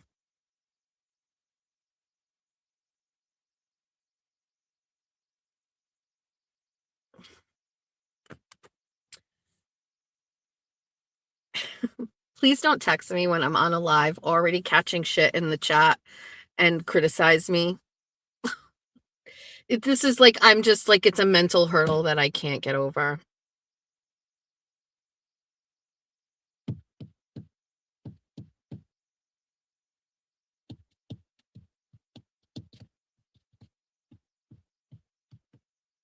Alrighty, I am not getting a smoothie. I am shutting this down. I am going to end this. I don't know. I tried to do right by Baker yesterday. I tried to do right by Jess yesterday and whatever. So I don't even fucking know. I have no idea. Also, I'm getting to the point where I just don't fucking care anymore. So stupid. All of it.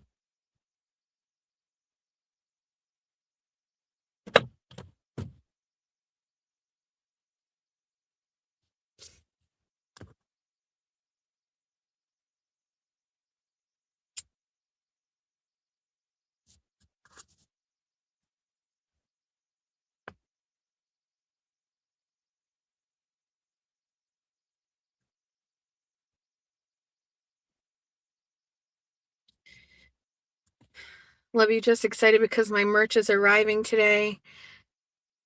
I think there's like, I don't know what, and I'm happy there. I check my merch every day. There's like 2 merch orders from like the end of April that haven't moved over. Everything is okay with them, but they are just sitting there. So I don't know if I have to like nudge them in some way or whatever. But when I went and checked yesterday, there were some recent orders. Those take a couple of days for it to like switch over from Shopify to Printful or whatever. But I noticed that there are, I think, 2 orders from, I think it's like April 24th and 26th or something like that. Those are still sitting there. If those are yours, I'm watching it too. So just like, we're going to keep an eye on it. I usually don't have any issues, except we had that one order with that sweatshirt with that other company. So I'm not doing anything yet. I'm not that worried. Some of them take a little bit longer. You know, when I think about merch, I think about like the pros and cons to what I have. The ability to quickly design something and it get published right away. I love the Shopify website is amazing. I love how it looks. There's so many things I love about it. There are some downsides. I do notice like when I have a lot of orders, things move very quickly. But when I don't have a lot of orders, I feel like things go slow, or maybe I just am more like paying closer attention to it. I'm overall really happy with it. But like, you know, I was doing like, you know, 25 orders a day before, and now we're down to like 25 a week. So it just looks, and I'm just a little hypercritical of the merch situation, so it's moving a little slow. And also, like, you know, there's got to be, you know, again, I use 2 different platforms. I use Shopify and Printful. So Shopify is like my website and they facilitate the payment and everything. Printful is who finds the companies to fulfill the orders. It's wild, but I don't know. It works so far. But I was looking at it yesterday because I just go in and like I have what do you call it? I have an account for sales tax. There's no tax on clothing in Massachusetts, but there are some items that are taxable. So I was talking to actually Erica Walsh yesterday about merch because she was wondering what to use, if she used what Jimmy uses or what I use. And I was like, well, I have a separate account where I put like money in it for sales tax. And I was like, oh, I wonder, do I have enough in there to cover the sales tax? So I went in to look at it and I just saw like a couple of those orders sitting there and I was stressing out over it, but whatever. I still have like a bunch of merch that I'm working on. I have Bunny After Dark pajamas that I'm still working on, and designing a sweatsuit that I was designing. Dude, there's bathing suits I can design. It's fucking stupid. But anyway, I love my merch store. It's just sometimes it causes me a little extra aggravation currently right now. So anyway, if you have merch in the queue, I'm keeping an eye on it and hopefully it moves through. But there are 2 orders that were end of, what are we on? We're on May 5th. Okay, so I guess it's not that bad. But like after like 7 business days, if it hasn't moved over to the like processing position, I kind of get worried. So anyway, so that's the merch situation. Studio situation is great. I'm going to try to hang my lights today. I'm going to get back in there and then I'm going to focus on what we're going to do for Bunny After Dark and try to figure that out. Sorry for like the emo situation here and the focus on this. You know, I've learned over the past 6 or 7 months that small little things can have big, big consequences. Okay. I never would have thought that by, you know, talking about my experience with LTL would have turned out to be such a big deal. And that was one of my first shows. I think it was show number 3. And I still to this day feel the residuals from that. And, you know, I thought, why can't I just talk about my experience? Why can't I say how I feel about something? And I've learned that sometimes I've got to further explain. I've got to tighten stuff. I say bookend it. I just kind of feel like if what I said originally was how I feel, I want to bookend it with like a little bit more reflection, clarity, or like slept on it type situation. That is what I was trying to do yesterday and today. I'm not good at it. I hope my intent comes across, which is like, I don't want to get involved in this, but I also want to be respectful and kind to people that have been respectful and kind to me. I've also learned there is a crazy situation with loyalty and fans. I'm the recipient of it, where I have die-hard bunnies and besties who ride or die for me everywhere all the time. I see you, I know who you are, and I know each show has those people. And when we have crossovers with other shows, and case in point with the Kim situation, it made my followers uncomfortable when there was friction. And I learned from that. And it was a big motivator on why, you know, I was receptive to patching things up with Kimberly. Turns out I adore her. And there was other situations involved that were really adding to that had nothing to do with neither she nor I. But a big motivator for fixing that situation was our fans. You know, we have crossovers and I didn't want anybody to be awkward or weird. You know what I mean? Like for you guys. So same thing with Baker. I recognize that there are people that are followers and fans of mine, are followers and fans of him. I don't want you guys to think it's awkward or weird. I think a big part of it is that we don't talk about the same things, and he has a completely different show. So there's no real like organic crossover or whatever. But with that being said, I just don't want anything really I don't want any fallout. And so that was the main motivator yesterday for apologizing to him. And Jessica, I pushed back on my text messages with her, very clear. I did feel like that was not the place for her to bring it up. I'm not even saying she should have known better. I'm just saying after the fact, I regretted it and I apologized for it. And I regret that I let that happen and that I wasn't paying more attention to it. It is a mistake that I don't want to make again because there's fucking fallout from it and I don't want to do anything. So there's that. And the second thing is in regards to Jessica. She is a fan and a supporter of my show, but she's also someone who, when I need help, an activist to do something, she has stepped up and she has assisted me. And that is not common. Of the tens of thousands of people that follow me across all my platforms, 7 people stepped up to be present and do some stuff when I needed it. And I'm not saying there isn't a reason for that. I'm just saying when people take action, that's something I really, really appreciate. I would never disassociate with Jessica Walsh based on her relationship and the actions that she takes after the fact. I try to help her, but I'm never going to tell her to fuck off and get away from my show.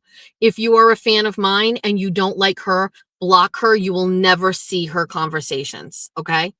But it is crazy that people would say, if she's going to be a fan of yours, I'm not going to be a fan of yours. Please don't do that.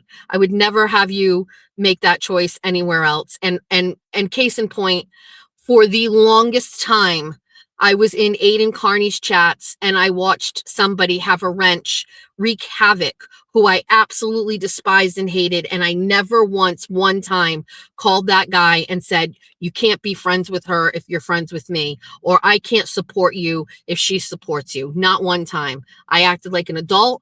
I moved the fuck on, and I just did what I did, and that's it. So do it the way that I do it, which is understand that there's probably more shit in this world that you don't fucking like, and you just fucking suck it up and you take it. Okay?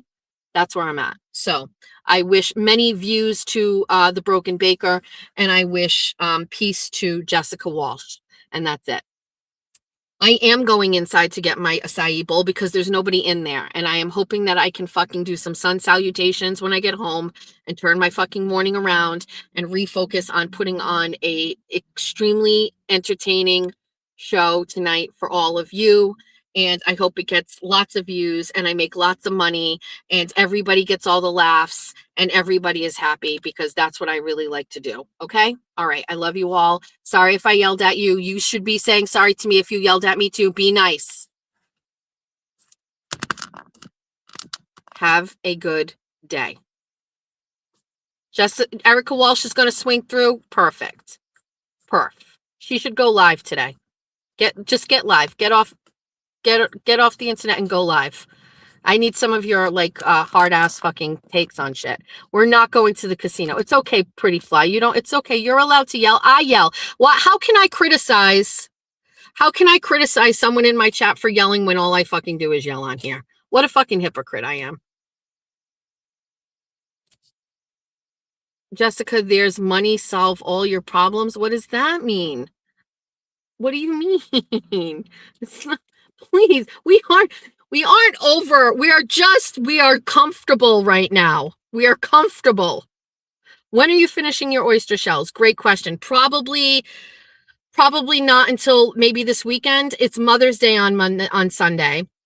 We have prom on Friday. We've got to sew the dress today. We've got to pick up shoes after school today when I get Georgia and she needs some makeup. So today is about the dress. And then tonight is, wait, hold on. What is this? Wait, what is this? Maybe get a therapist, spare us. Is this to me? Hold on. Is this to me? I just need to know. Is this for me? Who's Law Nerd? Wait, who's this? Is that about me? Law Nerd, are you talking about me? I'm just not sure.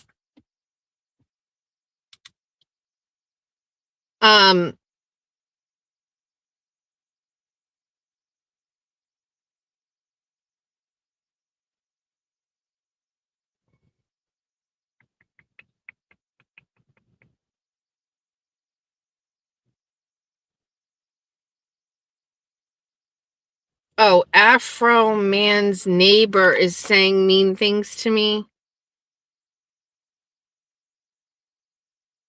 Wait, let me answer your questions. Does money solve all of your problems? No. However, hold on. All right, I'm going to answer. Erica screenshotted Afro Man's neighbor's questions. Does money solve all your problems? It doesn't. However, I have, for the first time in a long time, I can tell you right away without even thinking, who just said it sells quite a fucking few. Well,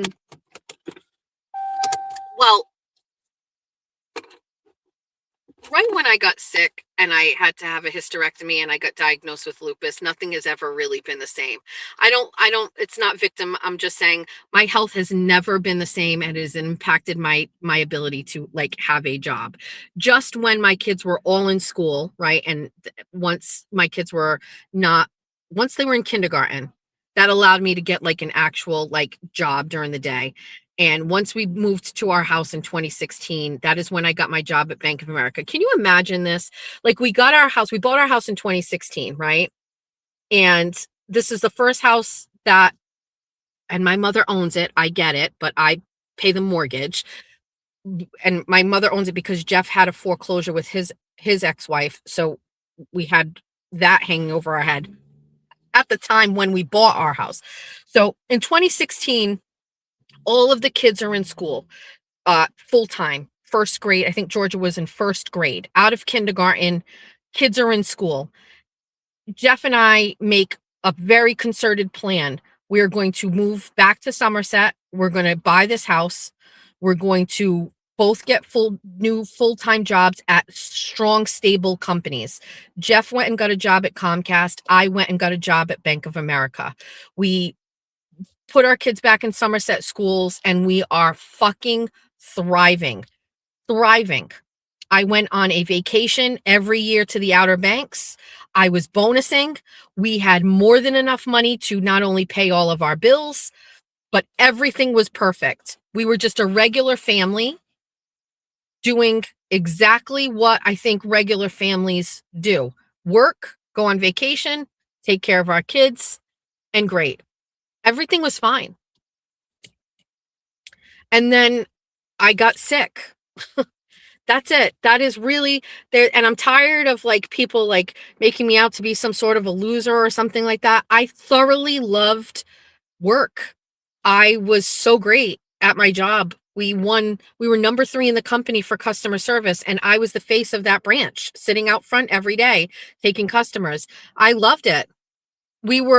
I really don't want to talk about it because it's sad to me. I don't know what our lives would have been like had I never gotten sick.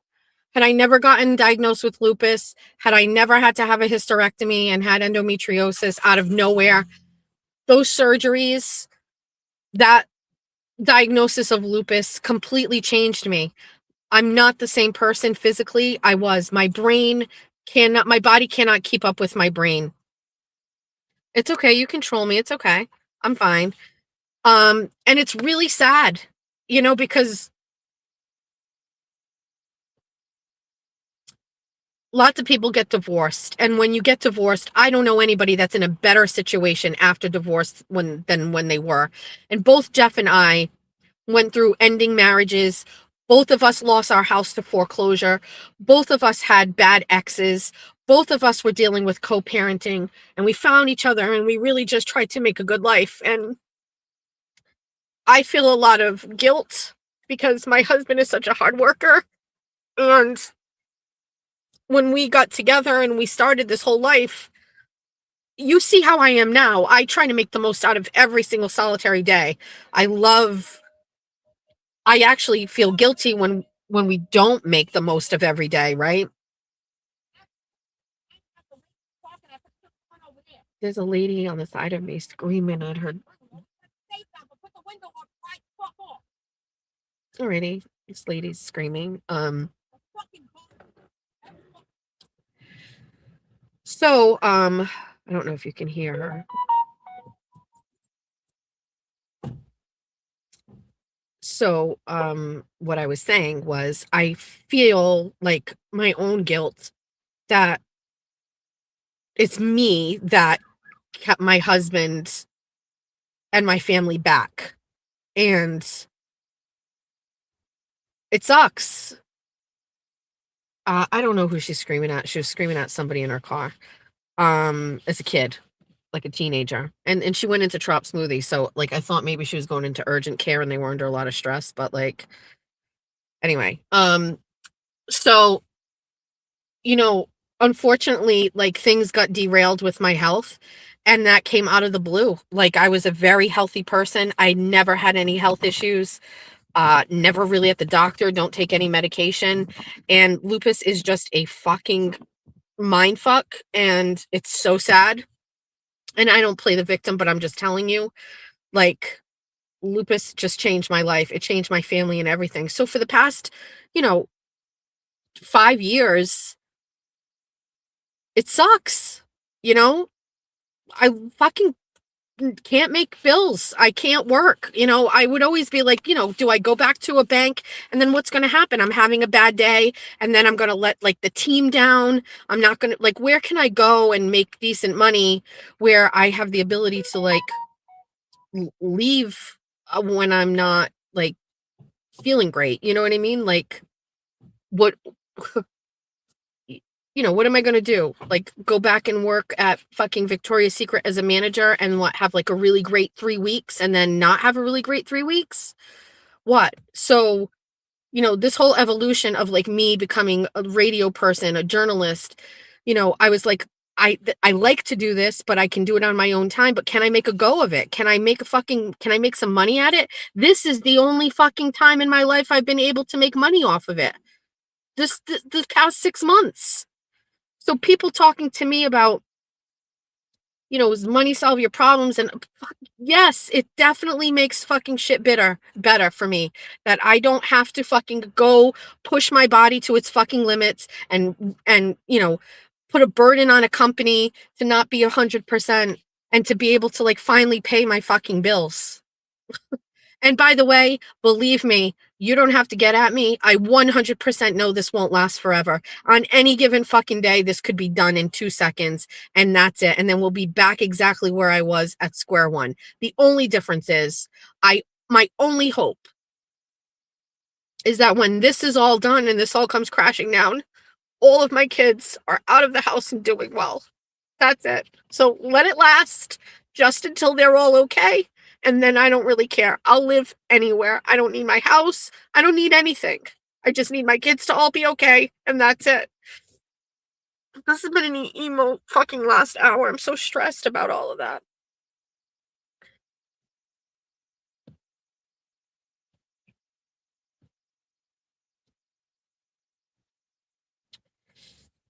How do you explain to people, like, on some days I feel like 110%, and then some days I feel like I can't even move. Like, it's the worst thing. And I don't even think it gets enough credit that I like can emotionally, mentally keep my like frame of mind most days. Because a lot of days I fucking hate that I can't do what I want to do.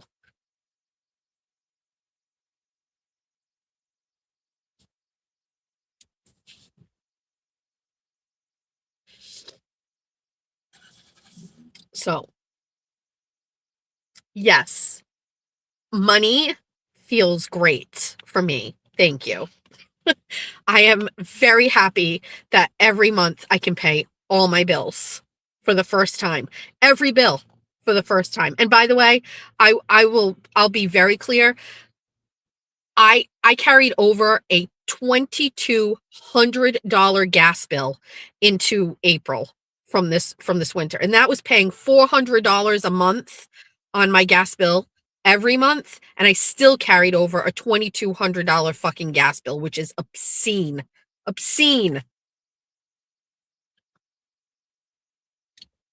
So, yes, money has definitely made everything feel better. By the way, it's not that much money because I can make $10,000 in a month, but out of my $7,000 in YouTube money, I literally put like 2,500 right aside because I'm fucking scared as shit about not being able to pay my taxes. I don't remember the name of the person, but whoever it was that sent me that email very early on and told me they had to pay like $25,000 in taxes one year, you scared me enough. Thank you. I believe that was like last October or November. So, you know, what's the other option? Do you want me to like go collect disability for my lupus? Like I 100% would qualify. I fucking hate myself over it. I would hate myself. I'm 50 years old. I've got kids. You want me to go and like that's an easy route. I'm just like, do I get any credit for that? For trying to like make a go of it without depending on the fucking system? Thank you.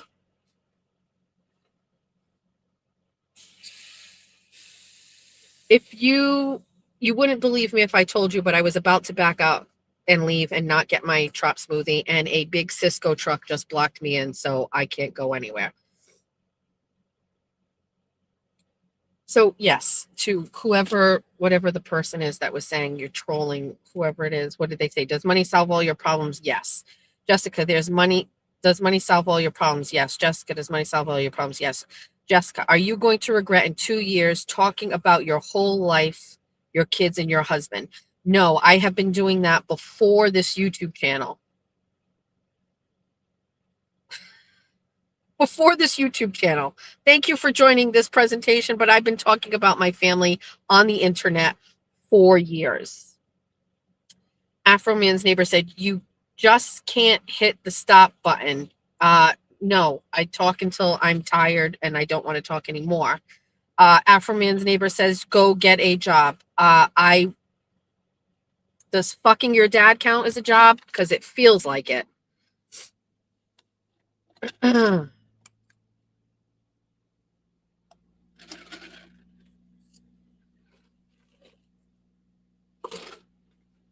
Yes, I have to go to court today. I have to go drop off a piece of paper. Correct.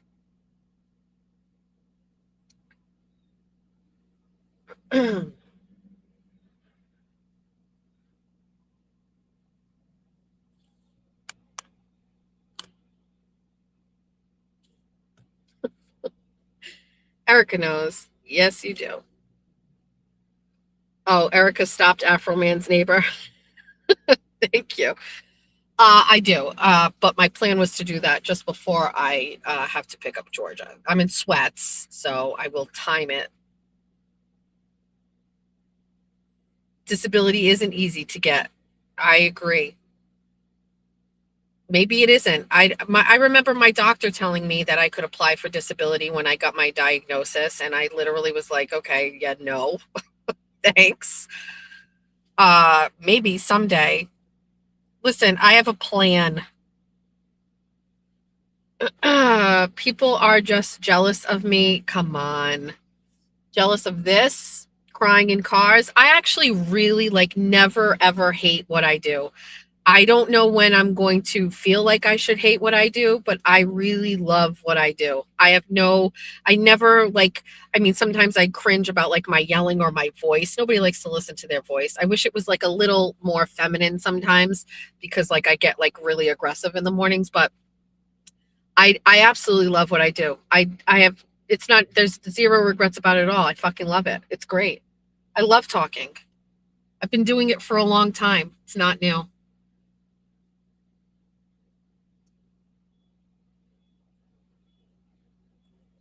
Erica should not give up.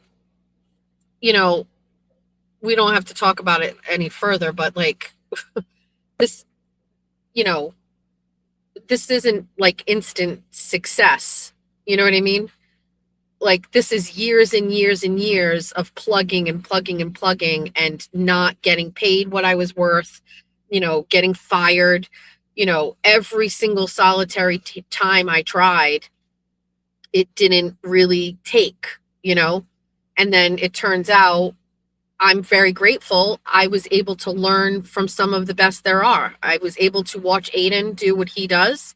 I watched Jimmy do what he does. And both of those people, what is this? Wait a minute. Now you're talking shit about disability. I'm a veteran who's disabled. Should I be? Oh my God. Hey, Dave Matthews' neighbor, suck my dick, dude. Yes, that's exactly it. You're such a fucking loser, dude. You're always in here and you're always doing fucking shit. You're a loser. Give me your full name. Call me on that number right there. Call me. Dave Matthews. Go ahead. Here. I'm going to give you can't use that number. Use this one. Call me. Say that shit right to my fucking face. Call me. There's the number. Call that number. Say exactly that. Try to go through a conversation with me where you actually think that I'm shitting on people who are on disability. That's not what I meant. I meant for me, I felt like I was too young and too healthy to be on disability. Yes, but you're 100% right, Dave Matthews' neighbor. I'm shitting on veterans and disabled people. You got me. You got me. Kimberly is saying you never understand why people don't delete Dave Matthews. Leave him here. Don't delete him. I love him. Leave him here. They work so hard to maintain anonymity. Keep them. Kimberly is saying I don't understand why people feel the need to criticize. Well, the reason is because I talk on the internet for a living. And so that is one of the sides of this. If I talk about my society coffee habit, then it is open to adulation and also criticism, right? You don't get to pick and choose. My hope is, and what I view is happening, is that the majority of followers and listeners understand me. How many times every day do I get a message, probably at least once a day, from someone that says, I feel like I know you. When we're talking, when I'm talking to you and you're listening. Yes, unfortunately, when you become a public figure, you have to deal with the good and the bad. Thank you so much. Thanks for keeping me grounded. I think that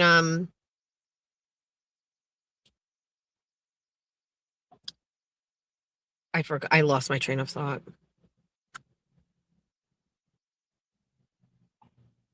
Oh, people will say, like, I relate to you so much. The way that you talk, it's exactly what I'm thinking. And I recognize, like, nothing for nothing, but like there's a reason why my followers and my base of people are between the ages of like 40 and 60. There's nobody out there fucking talking about real life fucking problems with a little bit of extra drama and a little bit of a fucking potty mouth. And so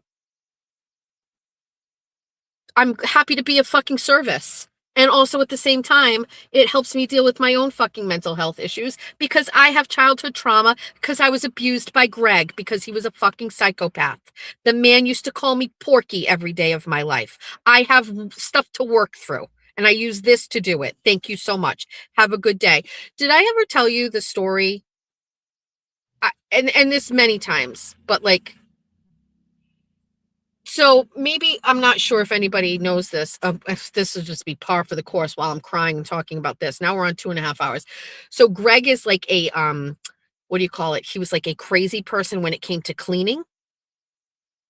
Did I explain this? So our house was like psychotically clean. And if I have to guess, I would guess that. So he grew up in a project. That's where my mother met him. So I grew up in Watuppa Heights. My mother was a single mom there, and she met Greg. He was part of a family that lived in this project as well. And I really do believe like they were a very, very clean, like kind of obsessively clean family because there were many kids that lived in a project. And when you're in a project, there's a lot of people who aren't clean. And so a lot of people like were very clean to kind of like make sure their house stayed clean. If you got roaches and mice and all these things like that, like people were really kind of like, he was exceptionally, I don't know. That's just my take on it. So my stepfather, I don't think I've talked about this, and maybe still was a absolute psychotic fanatic about cleaning. How my house currently is right now, where there's like, I don't even know how to describe it. I have a bookshelf that has like papers, books, arts, and craft stuff like that just did not exist in my house when I was a kid. Every single room was like a mausoleum, right? Everything had to be put away. Only designated spaces could have very specific things, but whatever, I digress. We were psychotically cleaning all the time. Every single Saturday morning, we had to clean the house. At a very young age, I was cleaning.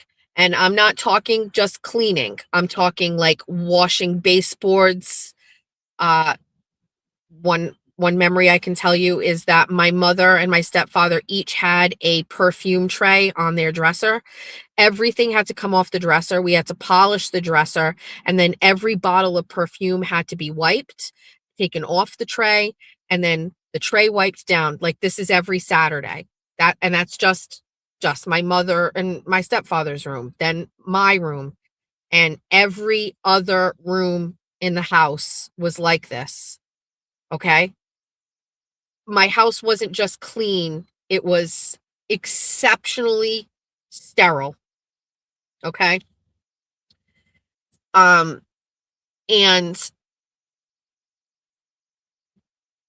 at dinner time, my mother would make dinner every night. At dinner time, we would have to clean up, and there were usually 3 jobs and there's 3 kids. So one would clear the table and load the dishwasher. The other would wash the pans in the sink, like whatever pans, and the other would vacuum. And there was no rhyme or reason to who got assigned. The tit job was clearing the table and loaded the dishwasher. That was usually my younger sister. And TT and I would have to go back and forth between the other things. This is just one story. But one night after dinner, we had to vacuum the kitchen floor. So we had to take out the vacuum from the hall closet and vacuum the kitchen floor. So it's after dinner. I'm in charge of vacuuming the kitchen floor. This night was so memorable to me because there's a lot of reasons. But one of the things I used to do when I used to have to vacuum the kitchen floor is I would write songs in my head to pass the time, and I would write songs. So one night I vacuumed the floor, I put it away. I'm upstairs. My stepfather calls me downstairs and says, this floor isn't cleaned properly. And I said, well, okay. So I took the vacuum out and I did it again. And then before I finished, he came back and he was like, it's not cleaned properly. And I said, is there a spot I missed? Can you just tell me where it is and I'll fucking go get the spot or whatever? And he wouldn't tell me. And I was downstairs like till 9 o'clock at night. It was late. My sisters were in bed. And I couldn't find the crumb or the spot that I didn't properly vacuum. And he never told me where the spot was. And I was so tired. And I was so stressed out and so upset. And I kept waiting for my mother to come downstairs and like call it off. And she never did. And I was getting fucking screamed at. I was getting fucking degraded. I was getting told you can't fucking leave until it's done. Hours and hours and hours. And I would alternate between being mad, between crying, between fucking being defiant. At this point, like, I'm feeling bad for myself. Like, I don't want it. I don't deserve this. This isn't my fucking father. Where's my real dad? I don't want to, like, it was just a fucking psychotic fucking night. And I don't even remember how it ended. I just know at one point I got to fucking go upstairs and go to bed and had to get up and go to school the next day. And it's just, that's how I live my life. It's fucking crazy, dude. And there's so many other examples of that.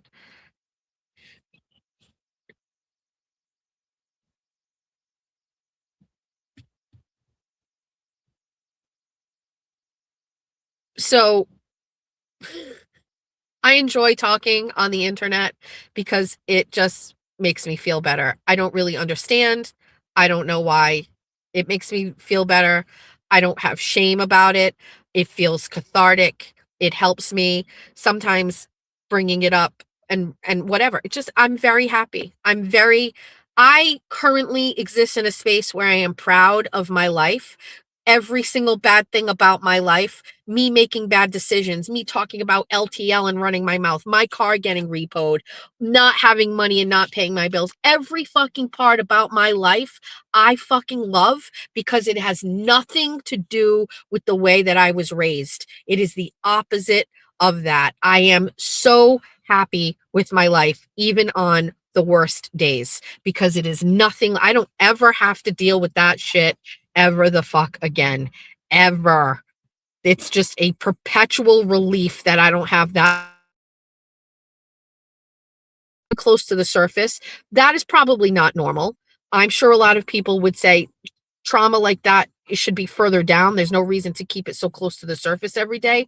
But I'm going to tell you, that's where it lives. I don't know what to say. Greg and the abuse that I endured under that man is constantly just below the surface of my everyday life. I'm fine with it. Sometimes it comes out here. Sometimes it comes out when I'm talking to my kids. Sometimes it comes out when I'm talking to my husband. Sometimes when TT and I are together, we have a real like moment. You know what I mean? Like it is what it is. This is where I live. I'm very happy with it. It's a shitty fucking situation, but whatever.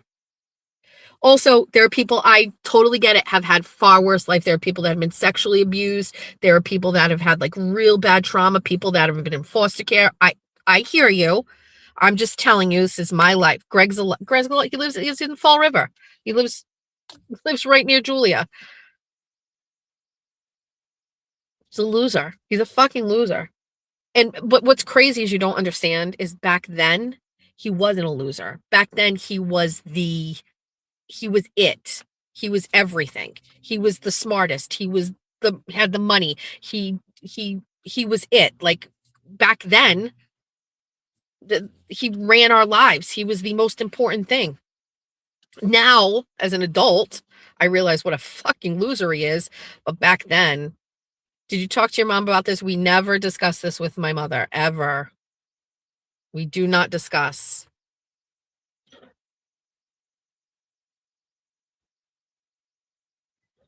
No, we do not discuss it with my mother. What am I going to do? You want me to hold my mother accountable at 77 years old at the end of her life and like make her feel my mother, I believe, just gets to live out the rest of her life in peace and comfort. And that's it. That's the way I handle that situation with my mother.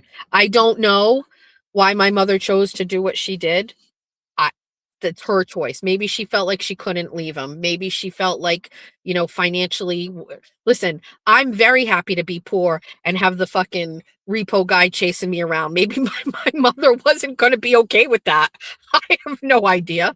And also, by the way, like, there are positive things to my life that I did get. And maybe my mother thought that those things balanced out the bad. I went to Catholic school. I went on a lot of vacations. We went to a lot of places. I had nice things. Maybe my mother thought those things balanced it out. I have no idea. I definitely don't want to talk to her about it. Absolutely never having a conversation with my mother about it. Absolutely not. Because I will tell you, it has happened before where we have tried to talk about it and my mother was extremely irrational. So I'm good. I'm good. Not going there. There's no reason to like have this whole new set of like shit. Because to me, it doesn't matter. It's not going to change anything. I don't need an apology from my mother. I don't need any of that stuff. None whatsoever. And also, it just, no thanks. Not sure.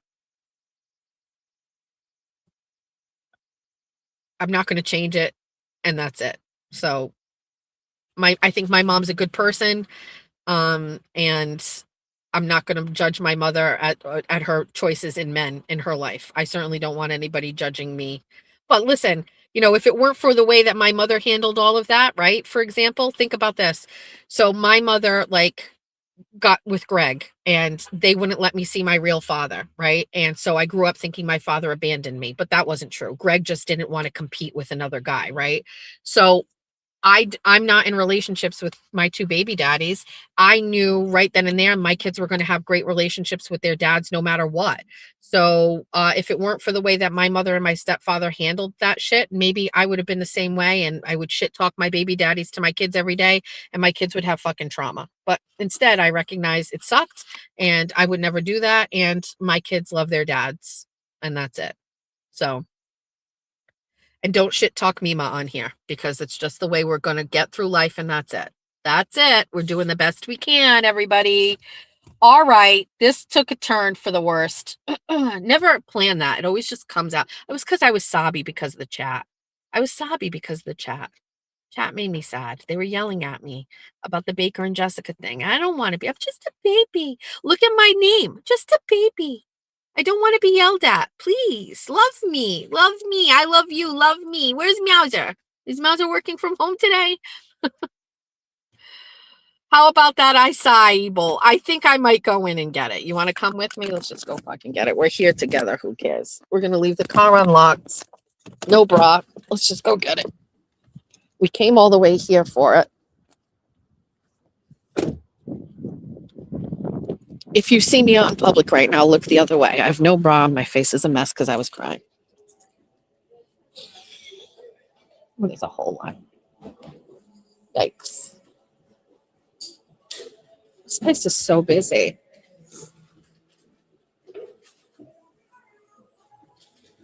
Let's see.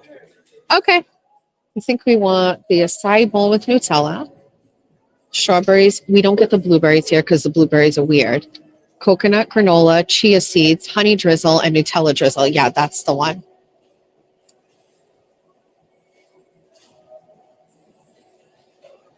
This actually, in my opinion, is one of the best fast food restaurants out there.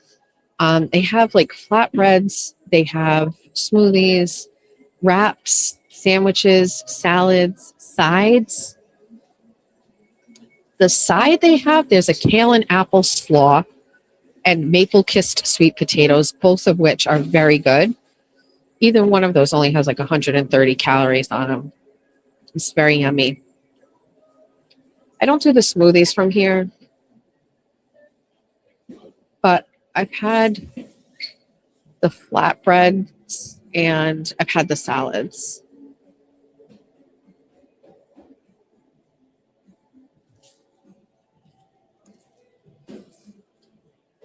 While I'm waiting, I can look at the chat.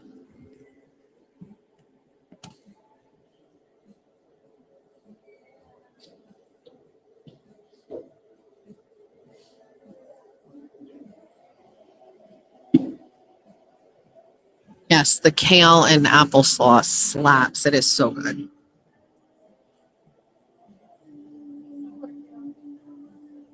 Wait, did you say they have edible straws? What do you mean?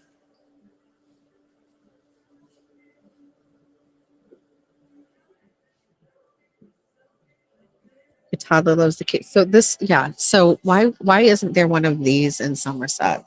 Although I will say, Pancheros is really good. It's basically like a Chipotle, but it's really good. You know what the issue is and why there's a wait here? There's so many DoorDash orders here. They're all lining up. I see 6 employees working here and they are jamming. This is crazy.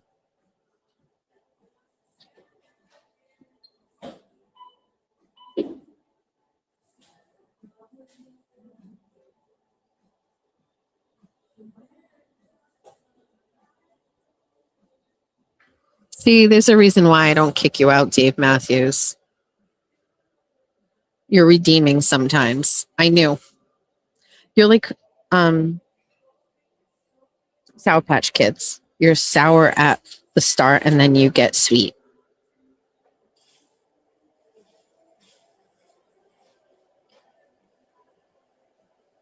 Oh, an acai bowl. Acai is like a fruit.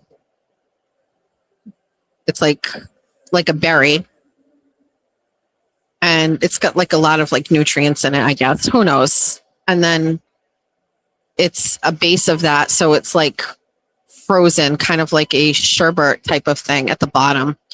And so that's the base, and then you put all of this stuff on top of it.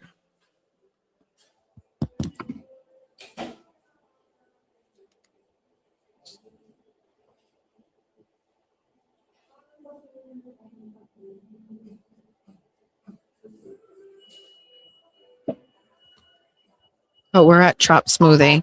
By the way, no one has taken my order yet. They're all fulfilling orders, which is crazy. What time is it? It's 10 o'clock. Everybody's getting quesadillas now and wraps now.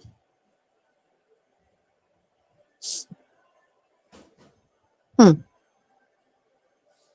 can tell the girl that's doing the food over here, not on the grill, she's new.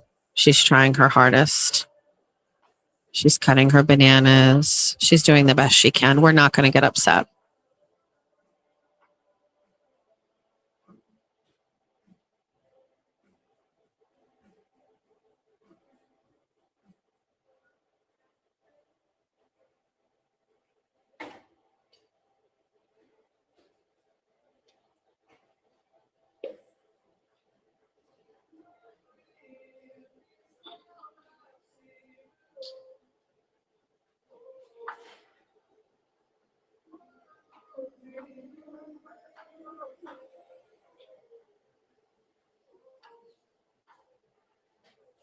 Snow can take my order. No one's taking my order. Oh, hold on, maybe. It's all right. No worries. Can I do the acai bowl with Nutella with no blueberries? That's it today. It's gonna be beautiful. Jessica. Just gonna show you some options in a second. Okay, just get first down here and then just press the circle on the outside.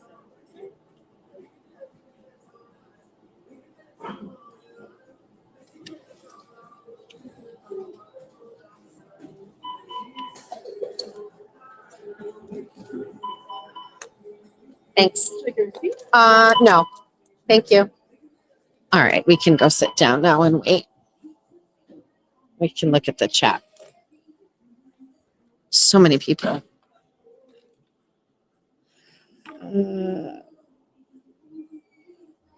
Somebody saying when you finally get a therapist and get some leadway, the therapist quits. I ordered finally. So that's another part of this whole thing too, is like only older, like, and I'm talking like within the past 5 or 6 years or so, did I have the ability to like accept and say like, okay, because I think naturally, especially if you're like a strong-willed person, we don't, well, talk to TT. TT will tell you, we don't like victim mentality. Like we don't live our lives that way. We literally go through shit. We fucking just push through. Like I talked about earlier this morning, like my daughters are dealing with things, like you just push through it, you figure it out, you get through it, you start over the next day, you just keep going. So for me, like, I think it takes a long time to even like be open to the idea, like, okay, what happened to me was completely not normal. I was a victim of that. And I can say I'm a victim, but not be like a sad sack. You know what I mean? But it does definitely change things when you like embrace that victim piece, especially as a kid, like how anybody for so long, like myself or my sister, could literally just never realize, like as kids, we didn't deserve that. It's crazy what your brain is conditioned to think, like that's normal, or that we deserved it, or there was really nothing wrong, and think about all the good things. Like it's crazy what your brain convinces you of. So it's very like freeing and allows me to talk about it like with such confidence. When you say, yeah, like this is bullshit, it shouldn't have happened. Also is pretty bad. And okay, so that's that.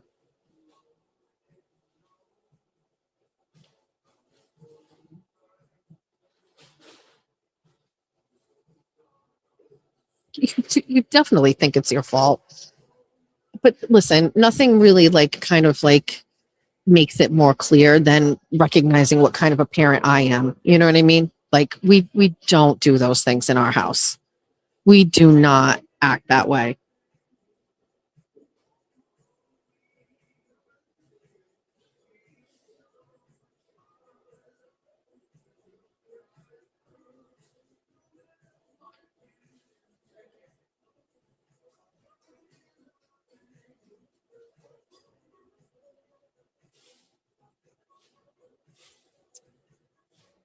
You can't use it as I definitely don't use it as an excuse for being a twat.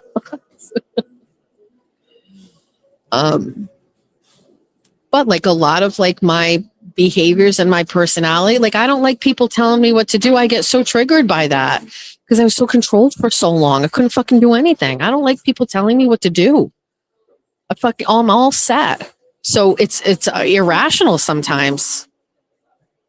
Seriously, it's irrational sometimes where I can't take criticism. I can't take feedback. I can't have people tell me what to do because I just fucking don't like it.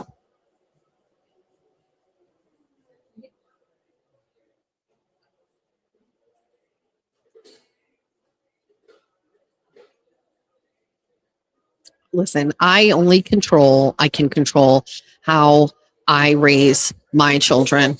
And I think this is why I brag about my parenting. This is why I'm very like picky about the people I am around and making sure they are good parents. I can control how I parent, and almost none of the behaviors and the environments that I was raised in are how I raise my children. It's actually the complete opposite. We're creative. There's room for messes. There's lots of love. There's lots of hugging.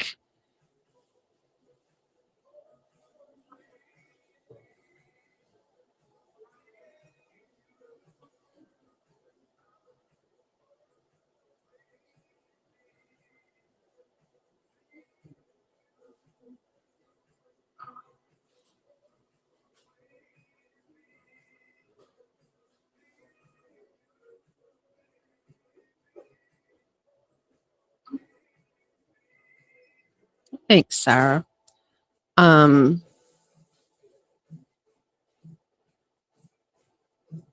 Still no word from Jake. Stressful. Could you imagine Jeff doing this to any of your children? Oh my God, are you kidding me? No.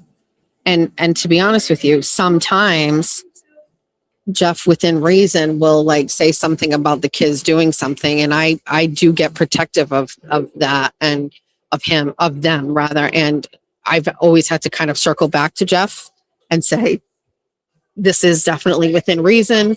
I really do believe like Jeff's wrongfully so. I believe Jeff's role as a stepfather to my children is just to be loving and fun. And that's it. He is not someone that should be enforcing rules. He is not someone who ever has instituted a punishment. He is not someone who has ever yelled at my children, ever. Ever. There was one time that he yelled at the kids. It was like a group effort. Like he was mad about something, house-wise or something. And he was like, but like never. No, like never. My husband has never raised his voice at my kids. It's just, that's how it, and that's actually not really, that shouldn't be that way. He should be involved in some discipline so that there's like respect for him. So we have to counterbalance it with like trying to make sure there's opportunities where I highlight Jeff as being like a good like provider or rule maker, but that they don't directly impact how he speaks to the kids. It's a tricky situation, but I'm very cognizant of it and we work on it. This is why sometimes, so here's a downside to that. Sometimes Jeff and the kids will gang up on me because that is the relationship they have with each other. When I'm being obnoxious or when they all disagree with me, they gang up on me, and that is happy to take that one for the team. But when he is not in a leadership role amongst them, it can act kind of like peery, you know what I mean? Because you can all hate me together, you know what I mean? But like, I'm never going to get upset about that. I'm never going to like yell at them for that.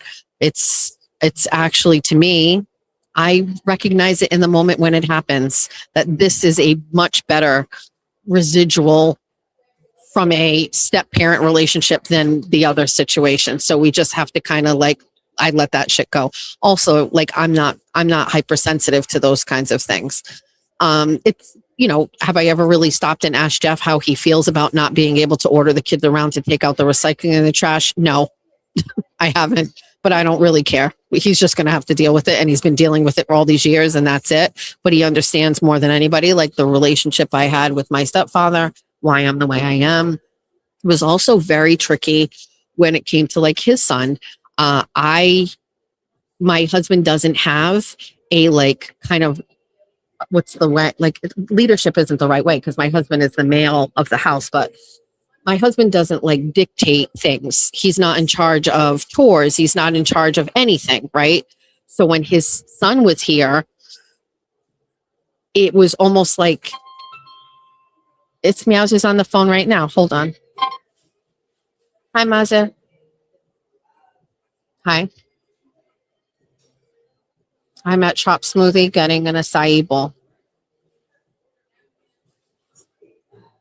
What?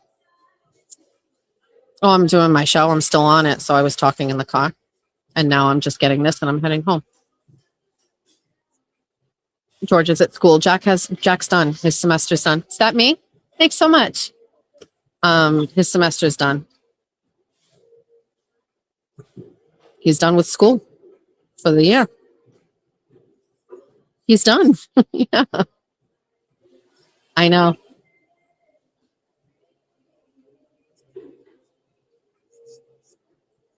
I think he has 2 finals next week, random times, but he's out of classes and he doesn't start back up until the end of the summer, September. He's done. I don't know, honey. When did Julia go back to UConn? Like, they're on the same schedule. He's done. Today's his first day where he's done. I do believe he has 2 finals left, but that's it. Yeah, so he should be home, but he didn't go anywhere. George is at school. I'm heading back now, and then I've got to sew her prom dress when I get her after school today. Well,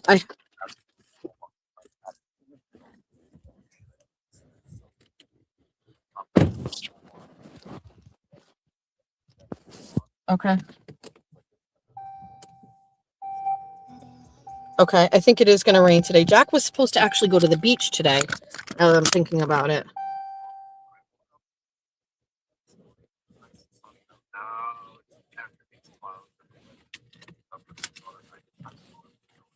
Okay.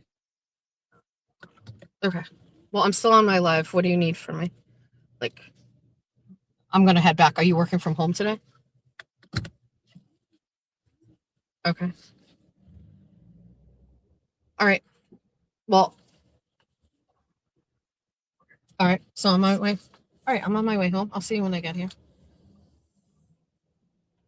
Okay. Love you, Mazza. All right.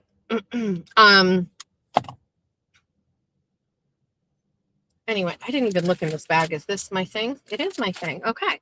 All right. We're heading home. Let's just talk for the rest of the ride and then that's it. We're done.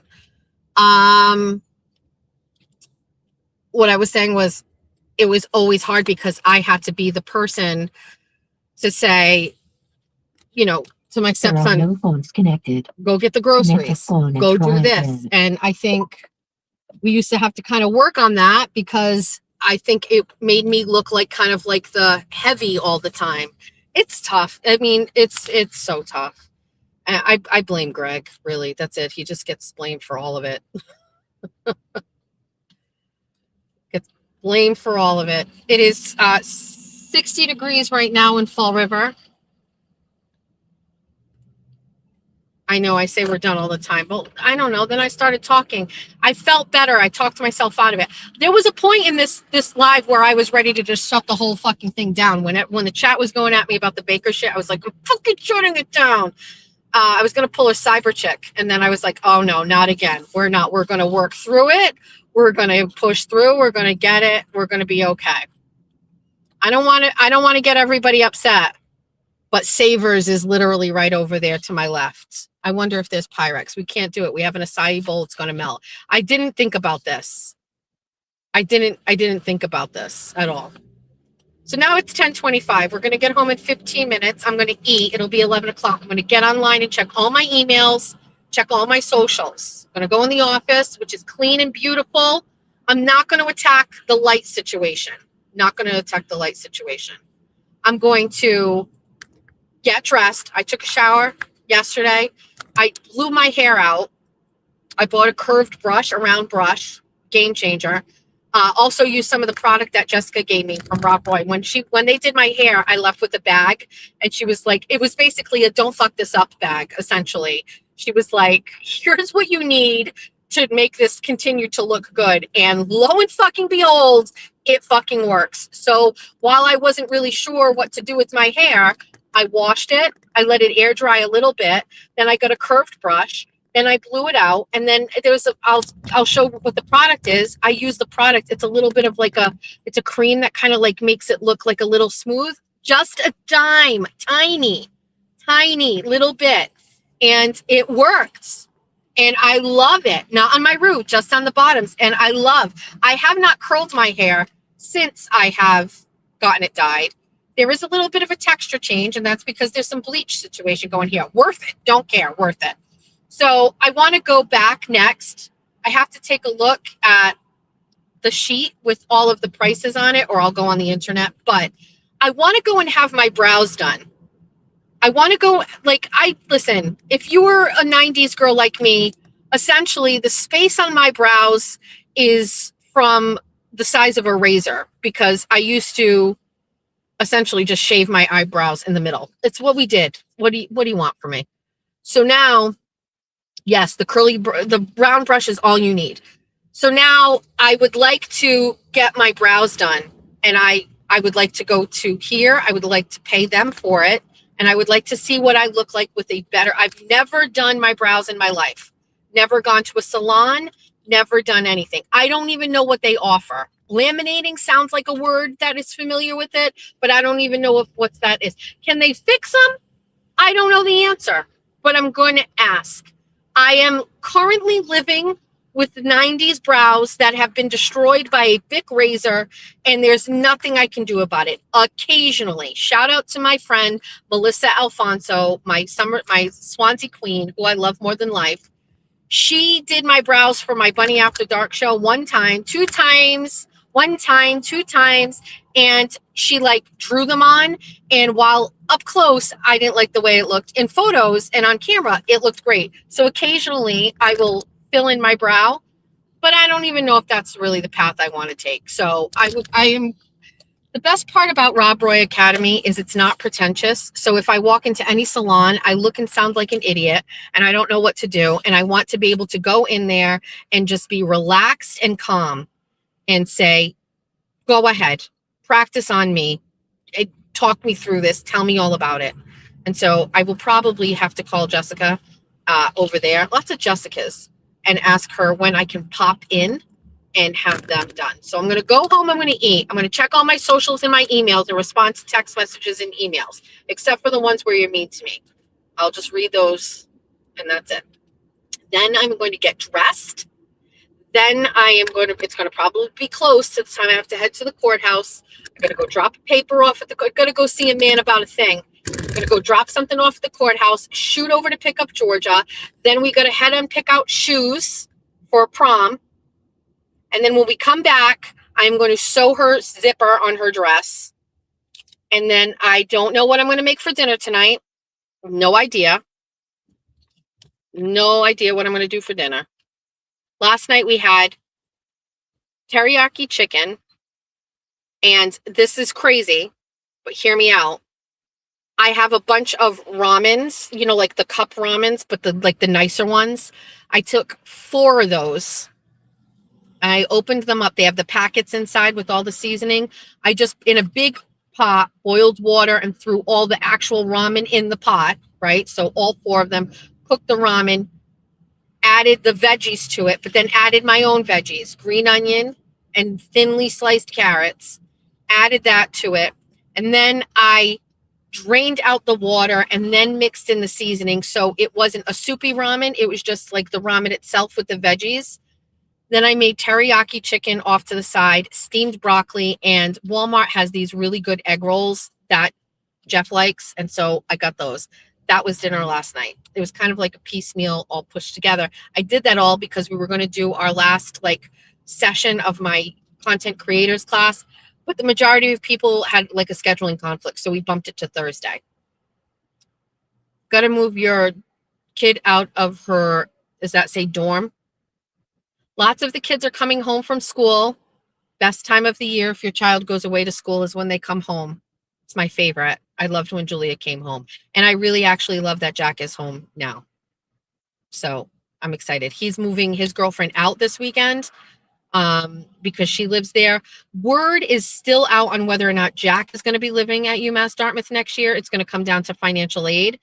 Last year, we applied late to financial aid because Jack was thinking about going to be an electrician at not the last minute, but after the original deadline for financial aid is when he submitted his. So there weren't a lot of options for him to get funding for living on campus. And my son did not want to take on any student loans. So he chose to commute, but his girlfriend will be a junior there next year.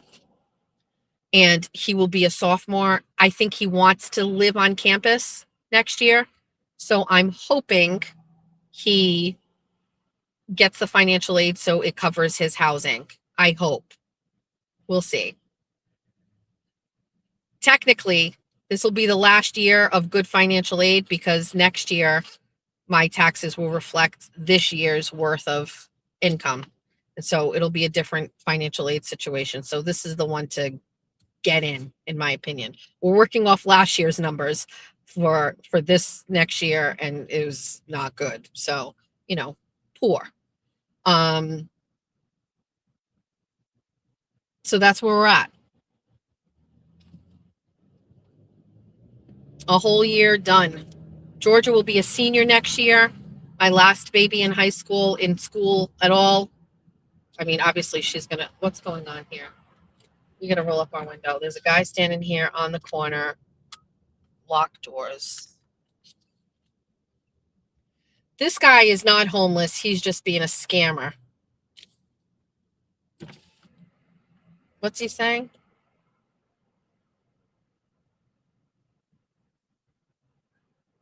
No, absolutely not. Absolutely not.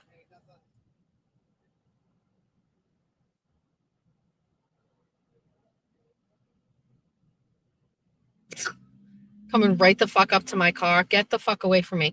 Fall River has more resources available for people who have no money than anywhere else. You are dressed. You've got a fucking Patagonia vest on. Yeah, I'll buy your Patagonia vest off of you for $1. Sure.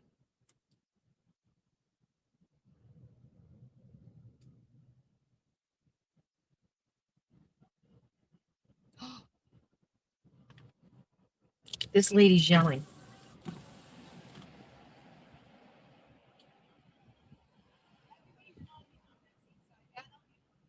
I'm stuck at a light under an overpass, and this lady's yelling. Everything smells like weed. Everything. Oh, she's mad. She's mad. It's time to go. Oh, they're part of a group of people. There's multiple ones. Now that guy definitely needs money. He's doing that's sad. He's doing what do you call it? He's hunched over, like standing up, but it doesn't make sense that he's standing up. I need to touch grass. I haven't done my sun salutations today. That's probably going to fix everything. That'll fix me.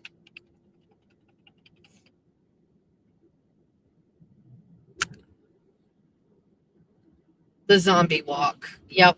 It's sad. The only way I'm not going to talk. That'll isolate a bunch of people even more. We just talked ourselves out of an emotional deficit on this chat. We're not going into it. Zip, nada. All right. I have to pee.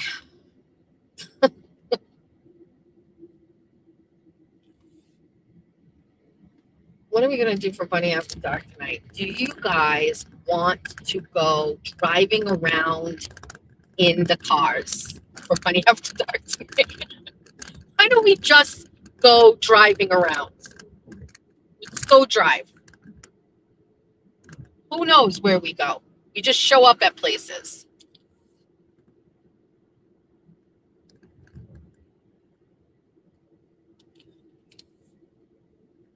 Sino, no, we are in lead up to the wedding.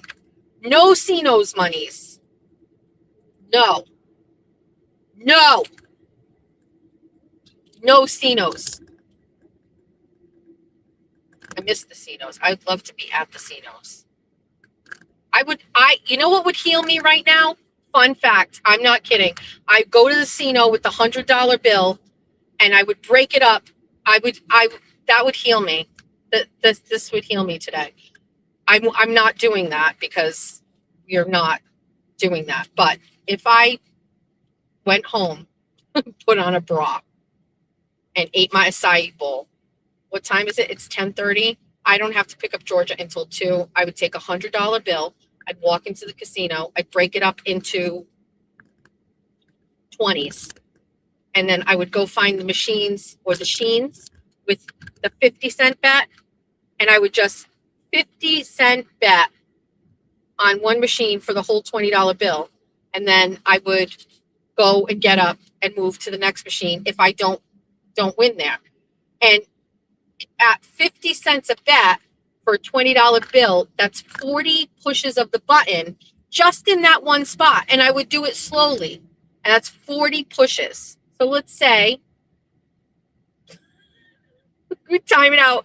By the time I'm done with the 5 $20 bills at 5 different sheens, and that's if we lose all of it, then I would have self-regulated my emotions and I can go back and face the world. However, we're raw dogging life, and we're going to be doing it the way that I just said. We're going to fucking tackle shit head on. It's dull, but in comparison, isn't this more exciting than working at Bank of America? 100%.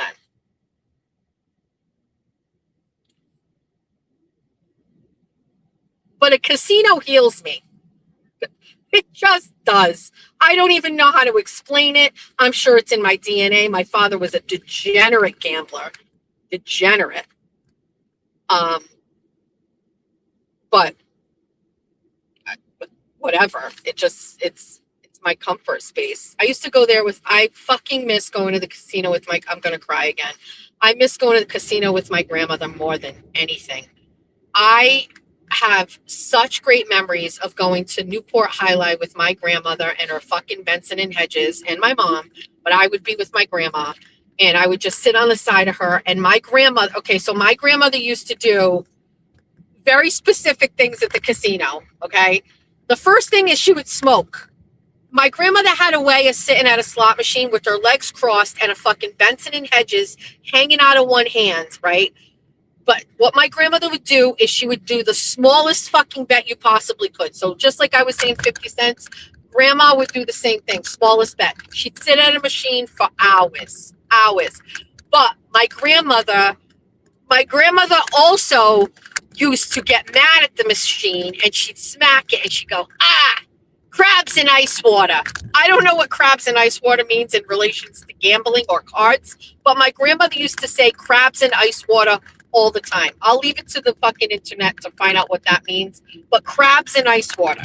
And who knows, but she used to say that. The other thing she would do when she was winning is my grandmother used to buy, after my grandfather died unexpectedly, my grandmother decided to stop buying jewelry. So we would go to Whitehall's Jewelers in the Swansea Mall, and my grandmother would, whatever she would fancy, she would buy and she'd pay. And it was probably the most thrilling thing I've ever seen because my grandparents were so humble and obviously grew up in the Depression. My grandmother was born in 1923. And like my grandparents were not like consumers. Like they didn't wear anything fucking brand name, modern or anything, right? Humble fucking people.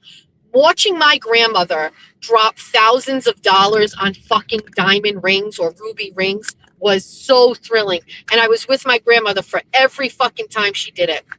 But my grandmother started collecting jewelry and she'd be like, I want to buy a ring. I want to buy a ring. So we go to Whitehall and I picked one of the rings. I picked multiple rings. But one of my favorite rings that my grandmother ever bought from Whitehall it's like the Princess Diana ring. So it's a sapphire in the middle surrounded by diamonds. You know the ring, right? Well, and she bought diamonds, rubies. She just bought a gaggle of rings. After my grandmother passed away, obviously all those rings went to my mother. Well, one year for Christmas, I think it was in 2014, my mother did probably the funniest thing my mother has ever done. My mother did this thing where she gave us a deck of cards, me and my sisters, and we had to pull a card out of the deck, and that card corresponded to a bag, and in the bag was the ring.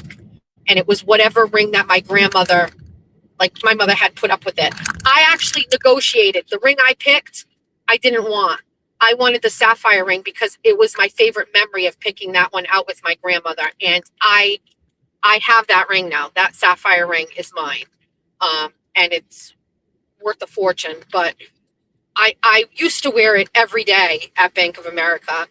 But my grandmother used to wear that ring to the fucking casino, and she would slice it across the screen so like money would go to money. She'd be like, when she was winning, she would just like rub her ring across the screen and just fucking like, I don't know. It was some sort of like a weird thing that she would do, but she would rub her ring across the screen of the slot machine when she was winning. And when she was losing, she would smack it and she'd go, crabs in ice water, whatever that means.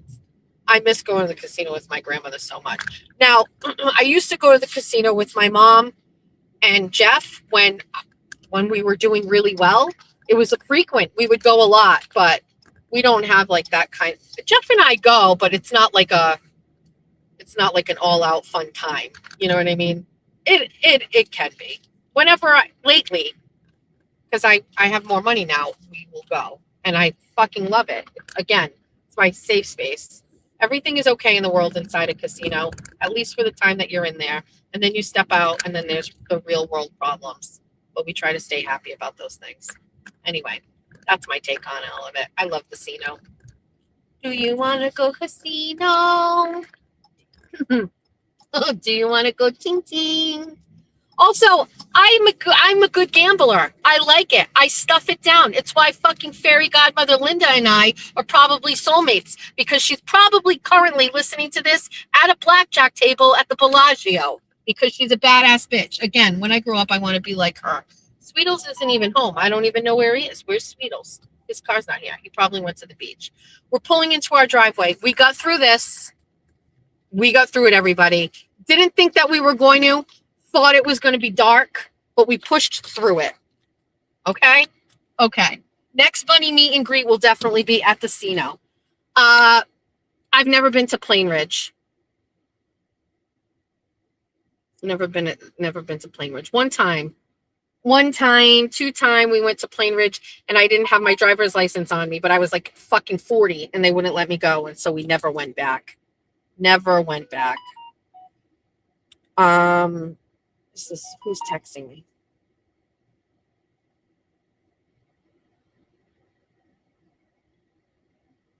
No, it's okay. Don't worry. It's okay. It's okay.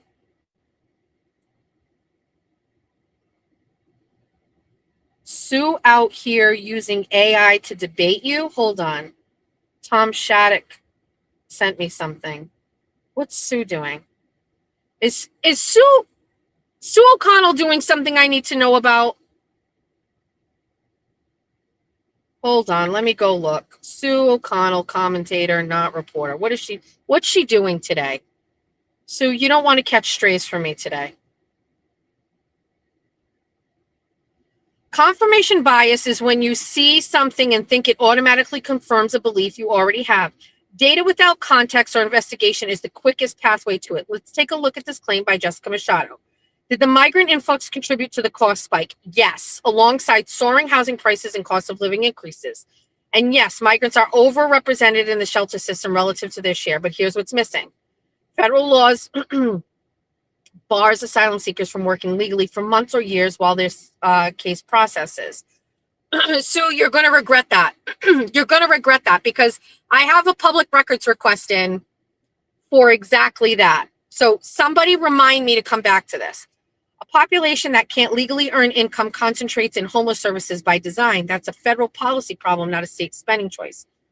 Homebase isn't a migrant program. It launched in 2021 under a Republican governor to rehouse homeless families. Eligibility requires proof of legal status and mass residency. Migrants are now a minority of recipients, about 35% as of mid-2025. Hold on. Migrants are now a minority of recipients, about 35% as of mid-2025, down from 53% in January. The majority are U.S. citizens and longtime residents priced out of mass housing crisis. The 4-time jump, hold on, compares Homebase $285.88 a week is cheaper than hoteling families. Neither one are okay, Sue. Neither one.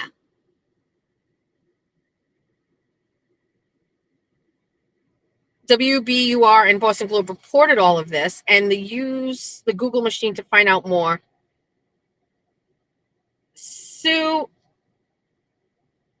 So basically, Sue saw my very popular tweet with the home-based spending. So what Democrats and liberals like to do is they like to really complicate things. When what I did was show you exactly what your taxpayer budget looked like in 2022, 2023, 2024, and 2025. Okay? I also factually told you that this uptick changed in 2022, or 2023 rather, the year after migrants came. Both of those things are facts. But what Democrats and liberals like to do is they want to spin it so that you second guess yourself. The matter of the fact is, Sue, is that this is an extraordinary amount of money, and a lot of it is being spent on migrants. I will debate you on this any day, but I'm going to wait for the rest of my public records requests to come in. Sue,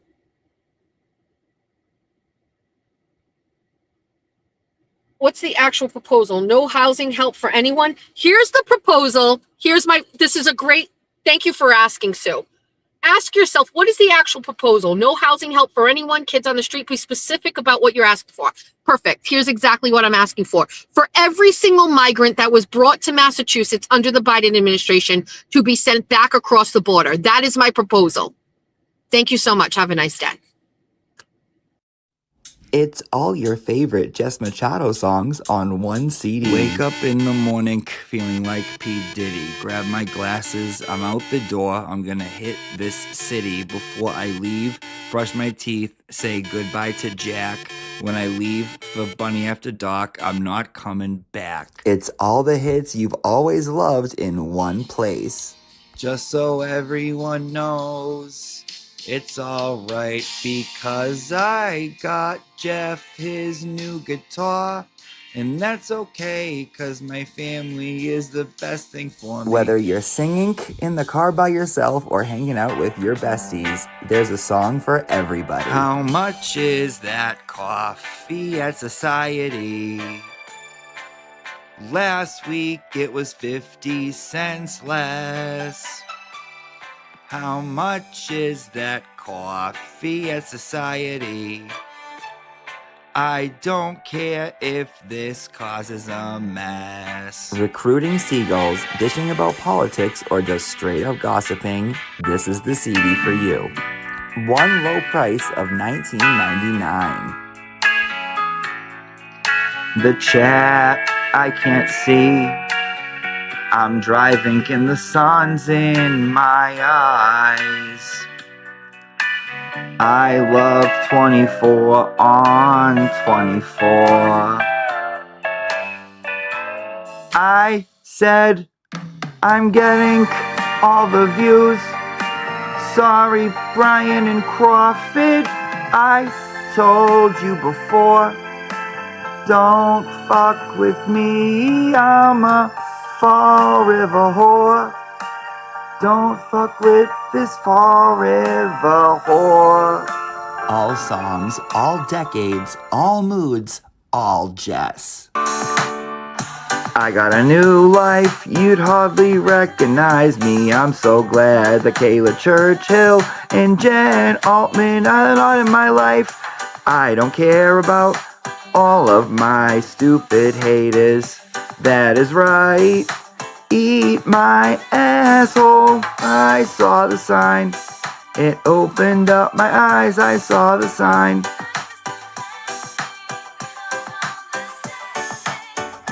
Get out of bed and call today.